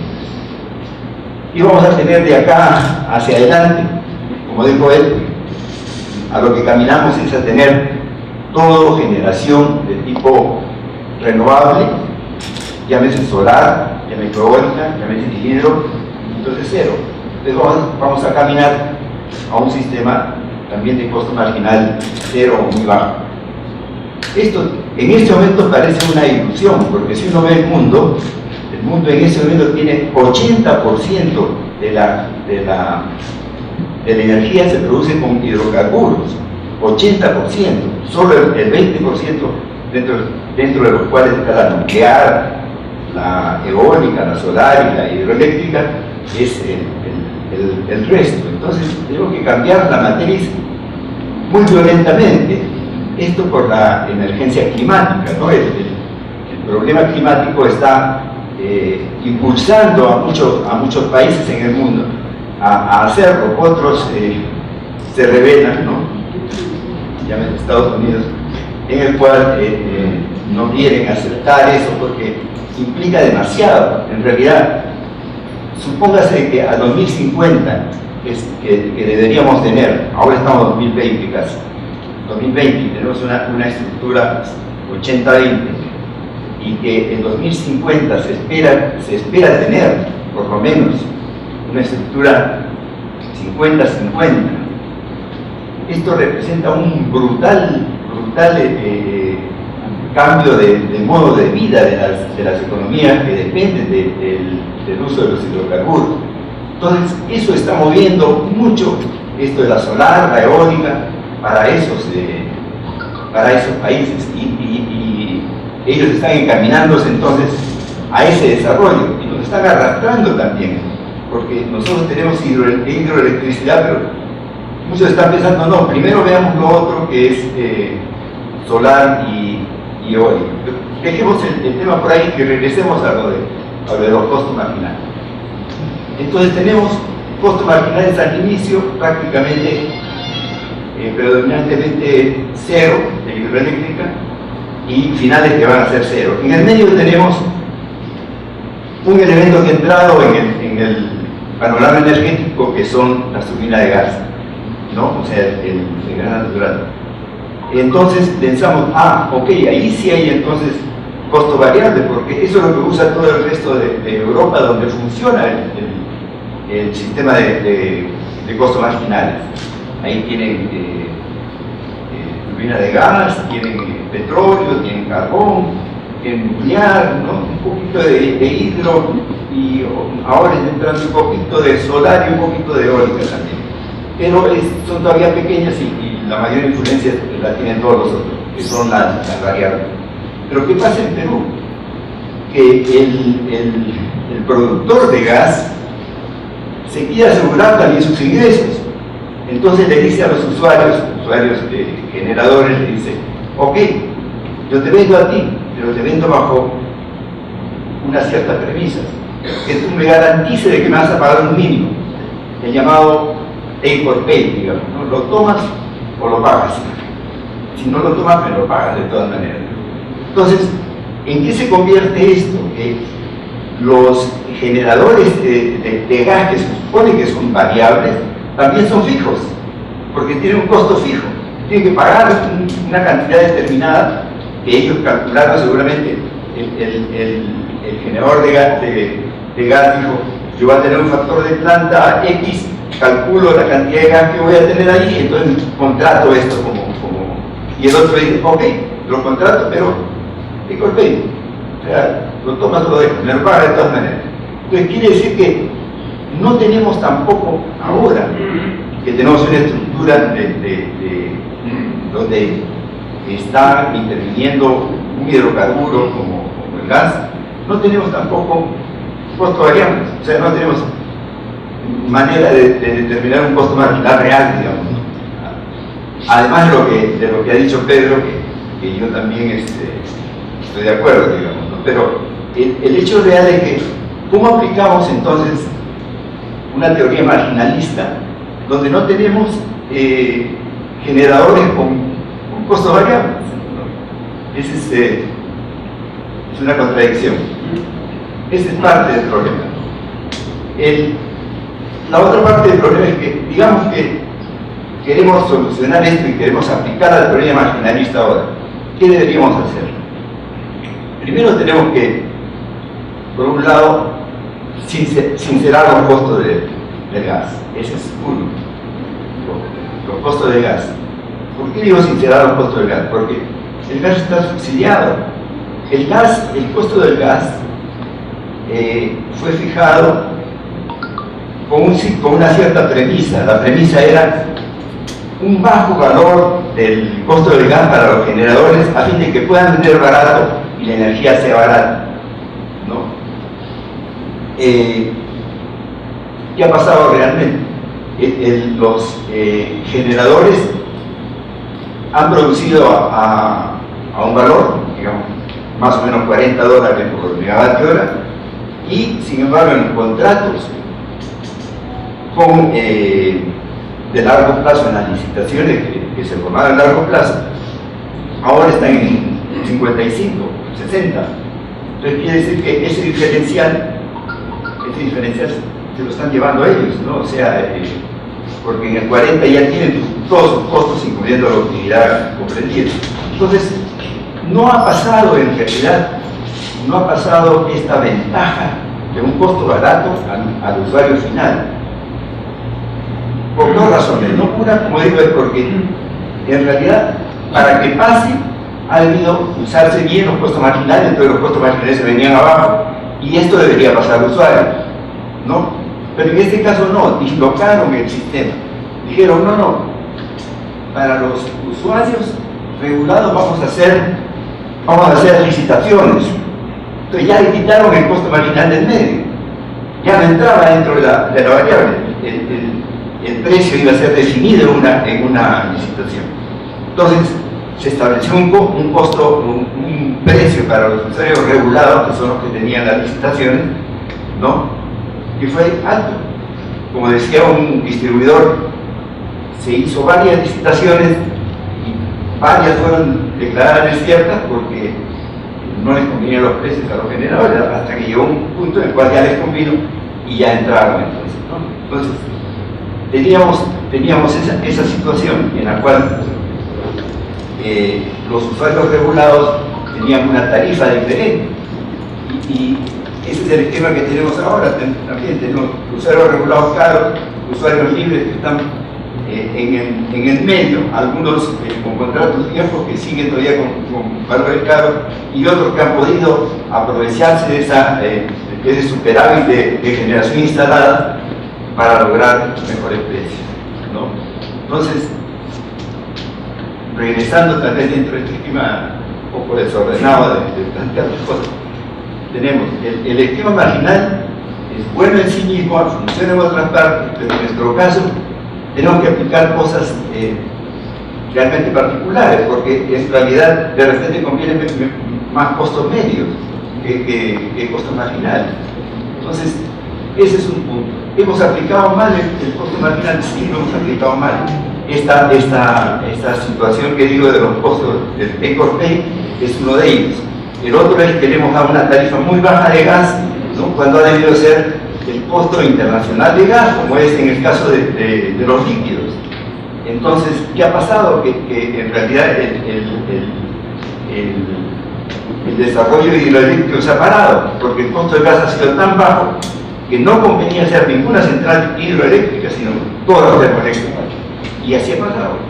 O sea, somos también culpables de esa situación. Ahora estamos corriendo también las eólicas y solares, y la verdad es que debemos pensar bien. Nosotros tenemos hidro. Una eólica, una solar, dice, sí, es más barata, ahora produce a $30 por megavatio hora o menos. Sí, pero produce ¿qué? Durante un periodo pequeño. Para compararlas deberíamos compararlas de forma completa. Es decir, si nosotros tenemos de que una eólica o una solar tiene factores de planta de 30%, ¿no? Significa de que si queremos compararla con una hidroeléctrica que produce 60 y que tiene un factor de planta del 60%, debemos tener que juntar dos solares o dos eólicas, ¿no? Para tener el equivalente de una hidro. Y no solo eso, sino que deberíamos tener, en el caso de las solares más claro, como tenemos solamente parte del día, deberíamos tener varias solares allí para poder y tener almacenamiento de energía que sube el costo muchísimo más. Y una vez que hacemos todo ese balance, no resulta tan barato la solar y la eólica. Por eso debemos no dejarnos llevar por las tendencias internacionales, que como digo están desesperados porque están arruinando el mundo Y entonces ahora se sienten culpables y están tratando de entrar a toda velocidad con eólicas y solares. Pero esa no es nuestra situación. Nosotros tenemos mucha hidroeléctrica, debemos usar. Ese es y si ellos tuvieran hidroeléctrica, yo estoy seguro que la preferirían. Disculpen por...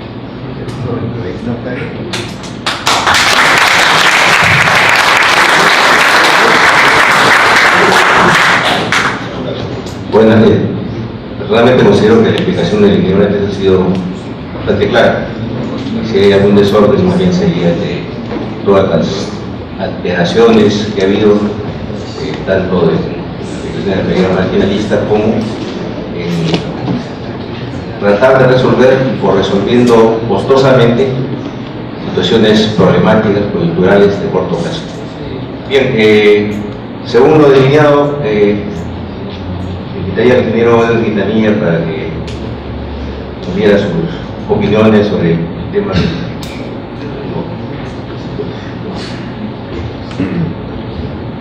Bien, muchas gracias. Creo que ha sido muy ilustrativo, ¿no? Creo que la energía siempre fue habrá debate. Eso es bueno, creo que universidades como la nuestra, como la EP, tienen que usar aquello, ¿no? Un diálogo, que se vean posiciones y, bueno, y sacar conclusiones. Yo diría que hay diversos comentarios, tomó nota la mayor parte de ellos, porque empezaría diciendo lo siguiente, ¿no? Creo que hay sectores que ameritan regulación y hay sectores que no ameritan regulación. Entonces es clarísimo. Por las redes, obviamente están reguladas, ¿no? Pero en la generación ya el paradigma ha ido cambiando y se ha afianzado el tiempo, ¿no? Yo antes mencionaba que al comienzo eran hidroeléctricas, cuando empezó la reforma, 92 hidroeléctricas, 8 térmicas, recuerdo que el año 92 fue en ese orden. Y obviamente en ese contexto, pues el costo marginal era cero. No había forma de tener un valor diferente. Entonces ahí entró la reforma con un costo, con un precio en barra, un precio regulado. Pero sin embargo, hoy día creo que han pasado ya muchos años, más de 25 años, y esta situación ha cambiado. Se tiene otro tipo de tecnologías, otro tipo de problemas también. No son los mismos problemas que se tenían de partida. Y creo que esto obviamente se tiene que ir adecuando. Creo yo que lo que se considera en general es que este sea un mercado competitivo. Y un mercado competitivo de verdad, un mercado competitivo donde no se proteja a los incumbentes, ¿no? Es un mercado en que todos puedan participar. Ahí se habla más de que una competencia en el mercado, una competencia por el mercado, ¿no? Esto implica licitación de largo plazo, todos tienen la opción de perder también, no solamente ganar, ¿no? Y ojalá que gane, por supuesto, pero es el mercado, ¿no? Unos pueden ganar, otros pueden perder, y ahí las licitaciones que se hagan a largo plazo deberán ser ese resultado. Yo creo que ahí podría haber la mínima interferencia, es decir, se licita por bloques, digamos, de energía, y esto puede tener pues, un precio que se despeje. Que lo hayan calculado con marginal, con un medio, o con la teoría que quieran, es problema que calculó, asume sus riesgos. Entonces, el contrato debería reflejar aquello. ¿De acuerdo? Creo que el mercado de generación, estimo yo que ya está en esa condición. Yo escuchaba una opinión en el sentido pues, de que el mercado no era competitivo. ¿De acuerdo? A mí me permiten eso discrepar, yo creo que sí es competitivo, y eso hay que medirlo, ¿no? O sea, las cosas siempre uno tiene que evidenciar. El mercado, la concentración del mercado se evalúa con lo que se llama el índice Herfinner-Hirschman, entonces el HHI. Entonces, este índice que nos dice que en el país alguna vez tuvimos 10.000 puntos, eso significa que había un solo monopolio, un solo proveedor que era Electroperú. Hoy día estamos en torno a 1.500, 1.600 puntos, lo cual implica para cualquier mercado que es el mercado competitivo. O sea, sí se puede confiar en ese mercado y obtener precios razonables. Creo que eso habría que, digamos, valorar, ¿no? Ahora, respecto al gas natural, que creo que se ha percibido que es subsidiado, es bajo su costo, etc., yo me permitiría decir nomás que creo que acá sería inútil entrar a ese diálogo. Digamos, yo he escuchado, no es que comparta plenamente, pero he visto algunos foros donde están unos técnicos, obviamente tienen una opinión bastante diferente a la que se ha mencionado, y por otro lado también se tiene otra opinión de algunos hidroeléctricos principalmente que tienen otra opinión. Entonces, obviamente eso se ha buscado poner de acuerdo y no ha sido posible, y creo que tampoco estoy de acuerdo de las partes, porque acá hay nuevos actores y hay que promover esa competencia, ¿de acuerdo? si fuera un contrato a largo plazo, y quizás lo que he insistido mucho es contrato a largo plazo, que salga con la forma que desee cada uno, y ese valor se honra y se paga en el tiempo, ¿no? Entonces eso implica no solamente contrato a largo plazo al mercado regulado, sino también contrato a largo plazo al mercado libre. Creo que hay mecanismos para llevar a esto, y creo que con ese precio se despejaría un valor razonable en el cual se pueda competir, ¿no? O sea, no es, digamos, un valor arbitrario, ¿no? Yo escuchaba que están de valores reales, valores eficientes, valores, no sé, digamos, verdaderos de alguna manera, pero creo que también hay que decirlo para equilibrar siempre el diálogo. Creo que el precio del gas tampoco es arbitrario. Yo recuerdo ahí análisis, ¿no? Yo me recuerdo mucho eso, yo estaba en el regulador en la parte de precios entonces. ¿Por qué se determinó que esa era una declaración de precios? Hay un estudio, ¿no? Hay un economista que es muy connotado, Larry Graff, americano, profesor en Harvard, que hizo ese análisis. O sea, no es tampoco cualquier, no es una trasnochada que alguien dijo, mira, esto se declara. No es así, sino corresponde a un estudio bastante bien elaborado, en mi entender, que creo que también en el tiempo las condiciones pueden cambiando. Creo que las cosas no tienen que juzgarlas en su momento, ¿no? Y no, digamos, con las reglas de ayer, porque hoy día, por ejemplo, ya se tienen otro tipo de tecnologías que antes eran impensadas. Creo que hace 5 años atrás alguien venía y nos hablaba de una tecnología variable, renovable, pues no son rígidos. Creo que hoy día en el planeta esto va muy serio y va de la mano del cambio climático. Ahora, yo digo que no solamente debemos ir con eso, porque Perú es un país, y Sudamérica en general, con mucha energía renovable, pero sí implica que debemos continuar en esa senda y buscar siempre las tecnologías y las opciones más económicas hacia ese paciente, ¿no? O sea, creo que sin sesgarnos con ninguna tecnología, creo que tenemos que estar entre todos, y especialmente los inversionistas, pues dispuestos a competir. Creo que eso nos dará un precio y nos minimizará la regulación. Creo que eso es fundamental. Creo que, digamos, si un mercado puede competir, dejémonos que pueda hacerlo. Obviamente hay que equilibrar la red de juego, ¿no? Todos pueden entrar de manera similar, periodo de largo plazo y reglas preestablecidas y un número de postores suficiente que garantice también la competencia. Creo que ahí hay varios aspectos interesantes, ¿no? Y eso, digamos, obviamente creo que en su momento cada regla tuvo su motivación, ¿no? Ahora, luego también otro aspecto que veía, digamos, se ponía en contexto era el tema de las rentabilidades. Yo creo que una empresa, perdón que lo diga, ciertamente una empresa se ha hecho pues para rentar, ¿cierto? Cualquier empresa, nosotros mismos hacemos una empresa es para ese objetivo. El asunto es, vía competencia, se limitarán esas rentabilidades, y creo que ese es el concepto clave en lo que podamos ver hacia adelante. Ahora, respecto a la planificación, yo quisiera con eso terminar. Generalmente la planificación sonaba. Hola. Creo que por acá volvió a arrancar. ¿Ya? Bueno, respecto a la planificación, yo quisiera con eso terminar y ser muy preciso, ¿no? Esto en antaño se veía pues, como un tema intrusivo, que el Estado entraba a planificar todo, y creo que esa no es la idea de nosotros, ¿no?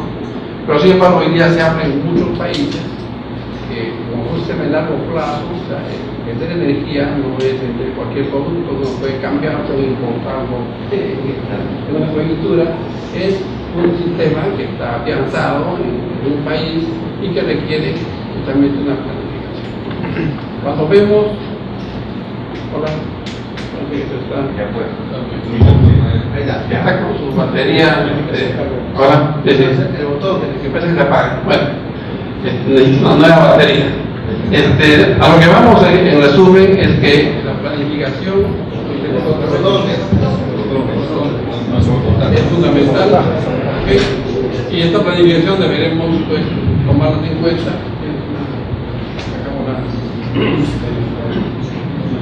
Está con energía variable. Esta planificación requiere pues, que tengamos como país, como sistema, un derrotero, ¿no? Hacia dónde ir. Creo que tiene que ser una cuestión indicativa, ¿no? Creo que un buen ejemplo, yo lo digo, es funciona bastante bien es la planificación de la transmisión. Creo que dejar, yo tener una experiencia también en mi servicio ministerial obligatorio, tuve que aprender un poco que creo que el Estado pues no tiene recursos suficientes para hacer esas cosas. Entonces hay que buscar mecanismos, creo yo, en el análisis que hice alguna vez en una comisión, que es principalmente crear un organismo de planificación autónomo. Creo que esa es la salida que podría tener vigencia al respecto, ¿no? Esto ayudaría muchísimo cuando hay muchos cambios de gobierno, cambios de ministros, cambios de autoridades en general, no tiene un derrotero. Yo les comentaba el caso chileno, que se ha hecho una planificación en el 2050, que es interesantísima, y que ha cambiado un partido, diríamos radicalmente, de un partido de derecha, de izquierda, un partido de derecha, pues si sigue el plan. Creo que eso es lo fundamental, que tiene que haber un derrotero de largo plazo y no un nuevo emprendimiento de manera permanente. Creo que eso es lo que nos está faltando y obviamente implica cierto diseño y mejoras en el sistema. Y solamente para terminar, creo que, disculparme, el objetivo mío no ha sido distraernos y irnos por otro lado, pero creo que es difícil entrar a dar, digamos, una solución a un problema sin ver el contexto, ¿no? Entraríamos una receta basada solamente en nuestra experiencia. Les comentaba que el 95% del planeta se basa en contratos, PPA. De repente están equivocados, pero es el 95%. Pero lo que voy es que no se puede, pues, digamos, dar. A veces solemos, y la verdad que yo tengo una culpa ahí, a veces dar una solución muy rápida a un problema al cual hay que analizarlo y hay que ver cómo esto se resuelve en otros lugares, porque el problema es muy similar. Muchas gracias.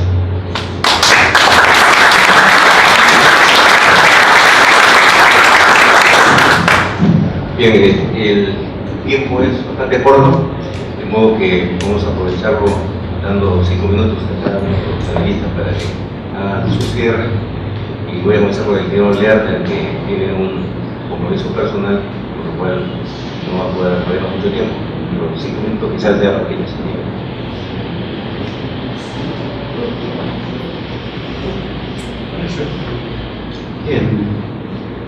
Dos comentarios respecto del tema de los PPAs y la importancia que tienen. En el contexto en el cual ha sido la exposición, el crecimiento, ¿no?, basado en los contratos PPA. ¿Okay? Perfecto. Y eso es normalmente un requisito financiero, los bancos necesitan seguridad para poder financiar los proyectos y saber que van a poder ser bien. Pero la industria, digamos, no solamente tiene que ver con las nuevas unidades que se necesitan para crecer, sino también tiene que poder sostener el capital dentro de la industria para poder hacerlo. No se puede partir de la premisa de ir matando a la gallina de los huevos de oro. Yo me acuerdo que hace unos años decían, y no hablemos del sector de generación, hablemos de cualquier otro sector, como de transmisión o lo que fuera. Entraba un inversionista, hacía su oferta, el Estado no cumplía con la contraparte, con aquellas garantías que tenía que darle terrenos, darle permisos, qué sé yo. Entonces iban y se quejaban y decían, bueno, pues pero a este paso, si tú no cumples con tu parte, yo no voy a invertir más en este país. Y la respuesta que recibía por parte de la autoridad era, bueno, si tú no quieres participar en la CINFEN, no importa, hay 10 haciendo cola, podrán entrar. ¿Por qué? Porque la premisa es que cuando tú ya estás adentro, ya estás frito, ¿no es cierto? Y el Perú es lo suficientemente atractivo por sus tasas de crecimiento que ya habrá otro. ¿Y a quiénes se van a meter? Aquellos que no saben cómo se dinamiza. Por tanto, la pregunta no solamente es cómo lo enganchas para que invierta en crecimiento, sino cómo lo permites que la industria también se capitalice y se sostenga en el tiempo y pueda hacer innovación. Y no solamente depender que vayan entrando nuevos agentes cada vez. Ese es un concepto. El segundo concepto es el siguiente. Cuando el mercado no es eficiente, cuando se desadapta, se generan, estas ineficiencias generan sobrecostos en algún lado. Hoy en día el sistema que tenemos nosotros, con los precios de energía sumamente bajos en contratos cortos, en PPAs cortos, están yendo principalmente a clientes libres, que son los discrecionales, aquellos que pueden optar por ser regulados o ser libres. Genera sobrecostos en el sistema. El tema es quién lo paga. Entonces, el tema es cuando no hay eficiencia y se ganan los sobrecostos, hay que asegurarse que quien asume el sobrecosto es aquel que lo causa. Porque es fácil que yo me beneficie de una ventaja que le genere un sobrecosto a un tercero que está 10 metros más allá. Entonces, hoy día, podemos decir, que me da pena decirlo, las inversiones que se han beneficiado de los costos bajos de electricidad es porque ha habido otros consumidores que han tenido que finalmente asumir el costo que le hubiera tocado a ellos asumir. ¿Ya? Entonces, sí, en términos macro, en términos generales, en términos de, a lo mejor, crecimiento país, en ver la foto grande, macro, está bien, puede ser que los resultados sean positivos, pero ciertamente es importante que los costos sean asumidos por quien corresponde y por quien es beneficiado por las mejoras al sistema. Ese es un tema claro, no basta verlo como una sola cifra a nivel de PBI a nivel país. Hay que ver también cómo se distribuyen estas ineficiencias también. Muchísimas gracias. La palabra ahora el ingeniero Luis Carlos. Gracias, Pedro Cerro. Estoy de acuerdo, no solamente somos ingenieros, también tenemos que ver la parte de la economía. Yo creo que parte de la conversación. Y quiero empezar un poco por lo que dijo el ingeniero Quintanilla. El 95% de la negociación. Antes que se vaya, por favor, antes de que se retire el ingeniero Pedro Lerner, nosotros sabíamos que tiene un compromiso ya contraído, incluso estaba esperando antes. Quiero hacerle la entrega de un certificado por su brillante participación en esta mesa redonda.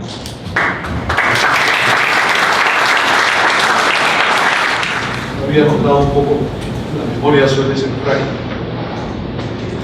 Decía que los ingenieros también tenemos que hacer cosas. Estoy 100% de acuerdo. Y también, tomando algo que mencionó al final, el 95% de las transacciones en electricidad son vía contrato. Pero quería aclarar que el contrato es una participación de dos partes, no solamente una parte que pone el contrato y el otro que lo toma. Y eso como ejemplo, y es la última vez que lo toco, tema, por ejemplo, los contratos que se les han impuesto a Electroperú, porque fueron impuestos, consideran para el precio de la energía un factor de planta para sacar cuánto se iba a comprar la energía, un factor de planta de 0.65. Lástima que se fue el ingeniero pero muchos que tienen experiencia hoy en día no se construyen plantas hidroeléctricas con un factor de planta que no sea del 80 o 85%. En el Perú los últimos que se construyeron era la central de Huinco y la central de Carvaquero, en épocas en que el único que hacía construcción de centrales hidroeléctricas era el Estado, a través del Perú. Pero hoy día no, así como negocios, no hay ninguna planta en el mundo que se construye con un factor de planta menos del 80-85%. Y para sacar el precio al cual se iba a comprar la energía, se tomó 65%. Y para el contrato de compra que se puso en Electroperú, se tomó el factor de carga del sistema. El sistema está en 84%, 84-85%, pero eso considera todas las cargas de mineros y las cargas residenciales. Si uno toma solamente las cargas residenciales, con las justas llegan a 50-55%. Con las justas. Bueno, el contrato que se le impuso Electroperú era para comprar take or pay, 100% de potencia y un factor de carga, supuestamente le perdonaban la vida y un factor de carga del 70%. Cuando para esos precios los únicos utilizados a comprar eran el mercado regulado. El mercado regulado no tiene un factor de carga mayor del 55%. Por lo tanto, ustedes pueden imaginarse cuál es el forado. Y a eso me refiero. Un contrato tiene que participar tanto la parte económica, los economistas, como los especialistas del sector eléctrico, porque ellos son los que van a poder negociar esas situaciones. Si no nos venden cualquier cosa, y la situación es la que tenemos ahora. Sobre, un poco aclarando, inicialmente, cuando empezó este cambio regulatorio, básicamente lo que se hizo, se inventó un término que era el sistema de generación económicamente adaptado, para un poco simular la competencia. Eso duró unos cuantos años.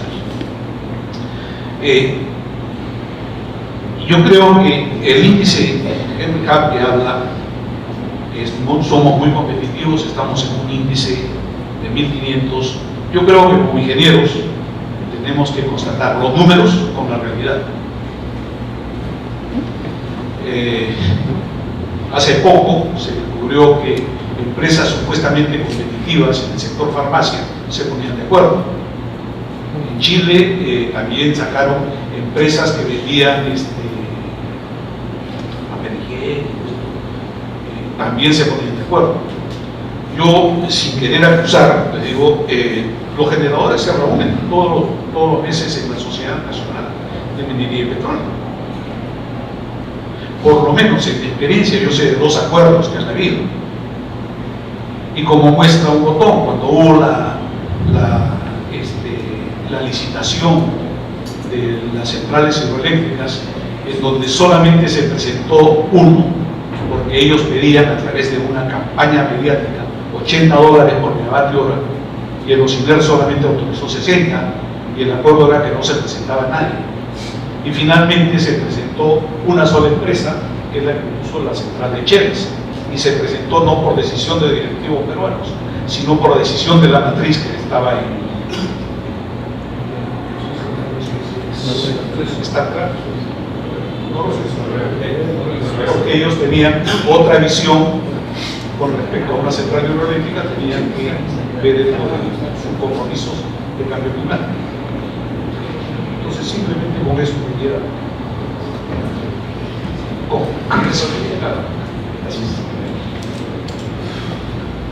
Solo un comentario a que el mercado de PPAs es el único que vale la pena. Yo les digo que yo trabajé 6 años con una empresa en la cual hacíamos ofertas en toda parte de América Latina y trabajábamos con el mercado marginal, de costos marginales, sin ningún PPA. Íbamos al Citibank, y el Citibank aceptaba esas corridas que hacíamos y financiaba el proyecto, de manera que en un principio era así, digamos, el mercado mayorista, como se llamaba en algún lado, o el mercado spot, como se llama en otras partes, o el mercado de corto plazo, como la sociedad denominaba acá. Todo eso es un mercado real, cierto, en el cual uno podía hacer su previsión y podía utilizarlo como parte del esquema financiero que uno adoptaba. Entonces, es cierto que ha habido una tendencia hacia los PPA, pero yo creo que esa distorsión es porque los que ya están evitan a los que vienen, porque ellos ya tienen control del mercado. Entonces, para ellos es más fácil conseguir PPA que uno que recién llega. El otro comentario es sobre la parte de planificación. Yo creo que la parte de planificación es esencial.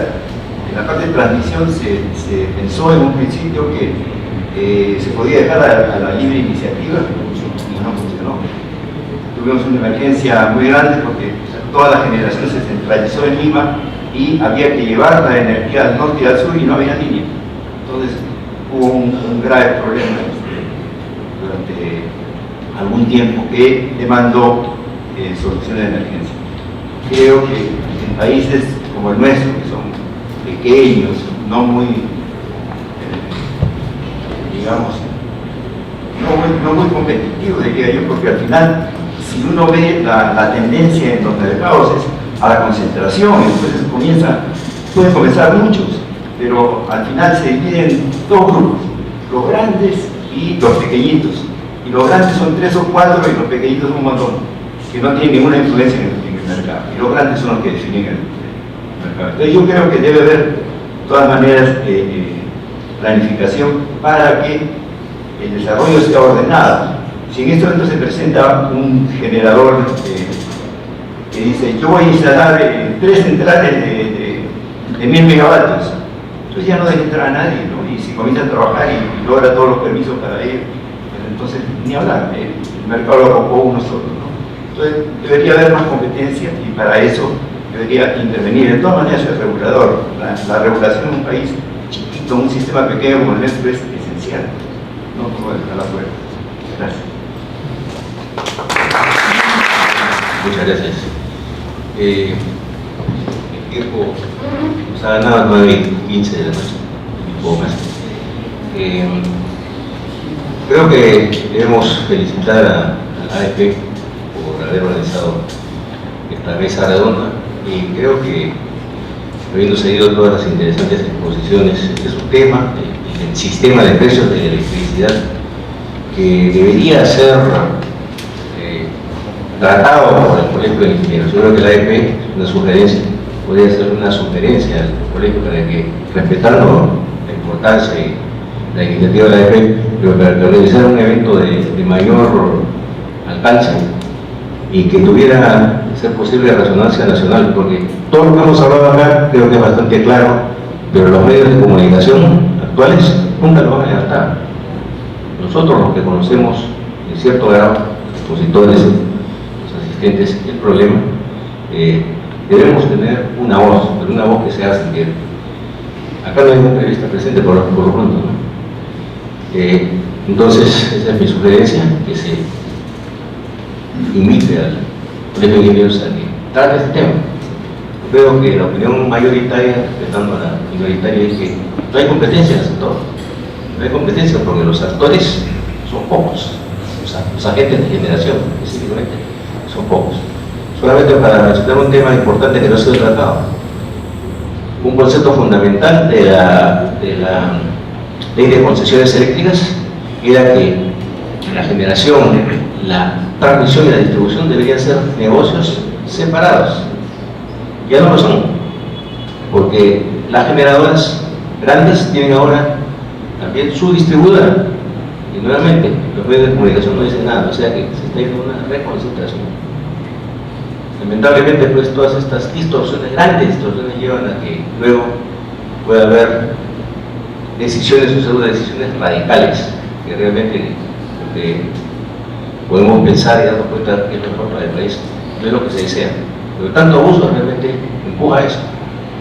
Yo creo que si es que los gobiernos, no solamente las bases, sino los que vengan, tuvieran conciencia de cómo está el sector eléctrico, podrían, con la opinión ilustrada, por ejemplo, los ingenieros que nos han acompañado hoy, podrían tomar mejores decisiones y tratar de cerrar la situación, porque no estamos, efectivamente, ya se ha dicho, en un sistema en que se respeta la teoría de costos marginales, sino estamos en una combinación de esto, del teoría de comunidad, con soluciones parches que se han dado a problemas coyunturales. Como ya se ha dicho, algunas pueden ser comprensibles, cuando ya se está con la soga al cuello, hay que salir del problema en alguna forma. Está bien, se comprende, pero si somos conscientes de esto, debemos tratar de ir a otra solución o retornar a algún camino de aplicación estricta de teoría de costos marginales. Todo es algo que habría que estudiarlo. O ir a un nuevo sistema de precios, también se ha mencionado. Muy bien, esto lo dejo como una sugerencia, como una recomendación. Y para terminar con estrictamente la mesa redonda, antes de pasar a la entrega de los diplomas, creo que es pertinente que demos un aplauso a nuestro expositor y a miembro de la mesa. Bueno, entonces los invitamos mañana. Tenemos la mesa redonda que va a tratar sobre la posibilidad de tener una interconexión eléctrica con Chile o la posibilidad de exportación de energía eléctrica. nos veamos mañana.